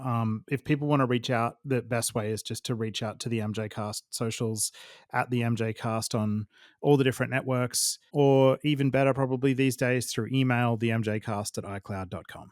Love hearing from our listeners. Totally. Yeah. So yeah, that's how you can definitely reach any of us. Also, I am sort of across social media these days. I've also stepped back a little bit, but not quite as much as Jamon, but I am on Instagram at Elise Capron. And I also watch the MJCast accounts. I do get messages on Twitter also under Elise Capron. I just don't see them that quickly. I do also want to say that there are all kinds of ways that you can, support this great project by Bobby with Casey and Andy, and also support the MJCast if you have the means. If you enjoyed our episode and want to throw us the price of a cup of coffee that month, we do have a PayPal fund that directly goes towards paying all of our online running costs, upgrading equipment, and charity donations, as well as other things along the way. You can find that at our website, themjcast.com. And we do also have a merchandise shop. It's really fun. You can support us and celebrate Michael Jackson at the same time. It's on Redbubble. There is also a link in the show notes, and you can see all kinds of different products there. There's t-shirts, sweatshirts, phone cases, whatever you can imagine, all with original designs from Jamon. And then you can also just learn about any other ways you can support us at themjcast.com. You can also read all of our show notes there. You can get more information. We have a few op-eds and stuff we've done over the years as well. We haven't done as much of, but we want to get back into this season a little bit if we can. So, be sure to check us out. But in any case, please, thank you guys so much for joining us. I hope listeners, you will keep an eye on the website and on social media for Royalty at the Park. This is a really interesting project, and I can't wait to see how it plays out. So guys, I hope you will keep us posted. And also I hope we can, have you back at some point when the project comes out to talk about whatever it really becomes. We can't wait to see how it's going to play out. Thank you so much. So happy to be here, and thank you for allowing us to come and speak about the project. Awesome. Well, thank you guys. I hope we will see you all again soon. And thanks, listeners, for tuning in. And in the meantime, stay bad. Keep Michaeling.